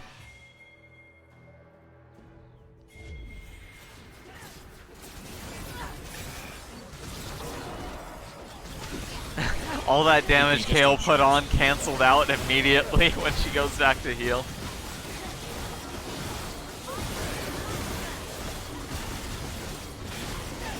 Yeah. Now, if you are Grace Green Society, you have a small window here. They just took Baron. You know they're resetting. You need to get vision and control one quadrant of your jungle. You see right now, bot side has some vision in it that just got cleared by Sanic Acid. Their top side is completely littered with wards. In order to fight back in the next 3 minutes of the game, when the team that's stronger right now has Baron buff, you have to get control of one side of the map. I think right now this is way too deep. I don't know what we're doing here. But this is we like aren't allowed to be doing whatever's going on here. That's one ultimate down, and Nautilus is out of position by far. I don't know why we're sitting here. This is completely not our turn. TP is coming through. This is going to be the last stand. Sephi not close enough to find his way out. He's going to go down. Sanic Acid has to use his ult to stop the onslaught. Isn't going to be enough. A lot of damage coming out from Cassiopeia, but she's cut out too. She's out of position too. Just treating it like it's solo queue. Cassio's going to go down. Tattered Pages running up towards the top side, hoping to maybe find a way to stall out this team. Nice root onto Kale. Not going to be enough damage. Kale's just going to rejoin with her team. And it just seems like kind of a misunderstanding of like the fundamentals on how to play around these Baron timers right now from Grace Green Society. Family guys are pushing down mid. It's going to be really hard to challenge them. Varus has no ult. Nami ult up. Varus has no ult. Jarvan has Cataclysm, sure. Tattered Pages has his ult, sure, but it's still going to be hard to play around. That being said, Family guys don't feel confident in their ability to siege this turret, especially now that Sephi's back up. Could this be a window for GSS to maybe find a pick? It is still 4v5. Dragon is coming up in 45 seconds. That would be Dragon Soul for GSS, but they don't want to lose the game for it. Uh-oh. Are they going to get spotted? Blue ward is up. Are we gonna check? Are we gonna check our corners correctly? Seth, you've got to ping that. You've got to ward that. He is gonna ward it, but he's gonna end up going down. Is it gonna be too much use though? Quagmire goes deep. Kale TPing here. They might want to look to end the fight right here, or pardon me, end the game right here. I certainly would. Trip Hazard trying to get something, but a bandage toss is gonna come out certainly in just any second and make it hard for him to play the game at all. Trip Hazard ends up being able to survive it, but now 2 members are down for GSS, and now Trip Hazard's walking up too, and it's just error after error the last 3 minutes. That burst damage from that Kale, Dusk, and Dawn is absurd. Yeah. That chip does so much damage. Right now, Cyanic Acid has to find a way to win. Girls Hate Me has ult, is going to use it right there, and Cyanic Acid is going to be taken down. Cold 4, 5, 6, 5, 3. My pixels were low for a second. Got to go down as well. Sephi's, he's going to try and stop this one, but Week 1, Game 1 of both of the teams. Family Guy going to start this year off 1-0, and Grace Green Society going to start it off 0-1. 34-minute match for Game 3. That's true. Here do be the stat screen layout for everyone. Kale managing to outdamage the Morgana, just barely. Most important stat of the game, right? Yes, it's the only stat that matters.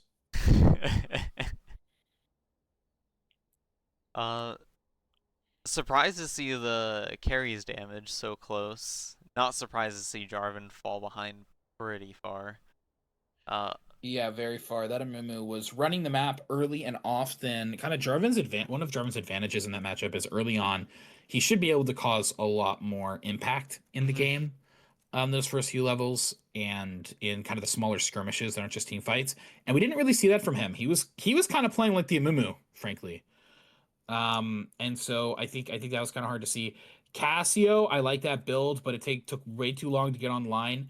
And but either way, even not thinking about the items or the KDA or whatever, I think the last 3.5, 4 minutes of that game are going to be really good to VOD review because it was just a rough situation for Grace Green Society. Just in the game, it seemed like they just kept making mistake after mistake.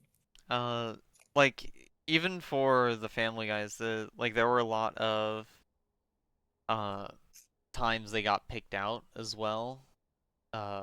like leading up to that point that would have opened up that comeback for Gray Screen. That I think could be worked on as well. Because like the Amumu died or got like picked when there was like 50 seconds before the dragon came up, and then Galio got picked when there was like 15 seconds before dragon was up. Ultimately, they did decide to just sacrifice the dragon and go on instead of trying to test it, which was the right move at that point. But I don't think that was something they should have had to do. In the end, it didn't really matter because Kale got absolutely busted and was able to get away with it. She was absurdly squishy. There was the decision to go attack speed instead of lethality from the Varus. A lot of small things here and there that ultimately led to the outcome that we saw. I think that, like, honestly, the Morgana was doing pretty fine into the Kale, at least in the laning phase and a bit after that. Her Qs were fairly on point. The ultimates were iffy, just because it's kind of very difficult in modern League of Legends to effectively land Morgana's ultimate. There's just too much damage going up against her. A lot of melee champions are basically not even melee at this point. A lot of ranged champions will just delete you sometimes. So it's a hard game for the champion as she is. Yeah. Overall, I mean, it was close. It still went to 3 games. So either way, there's a lot of season left for both teams, and I'm gonna be excited to see how they go. Maybe this was a preview of finals. You never know. Alright, with that, we'll be calling the stream here. Thanks everyone for stopping by. Thank you for joining me on this cast. Yeah, absolutely. Leche. Nice. Aha. And yeah, with that, thanks all for watching. Hope you have a good remainder of. Bye.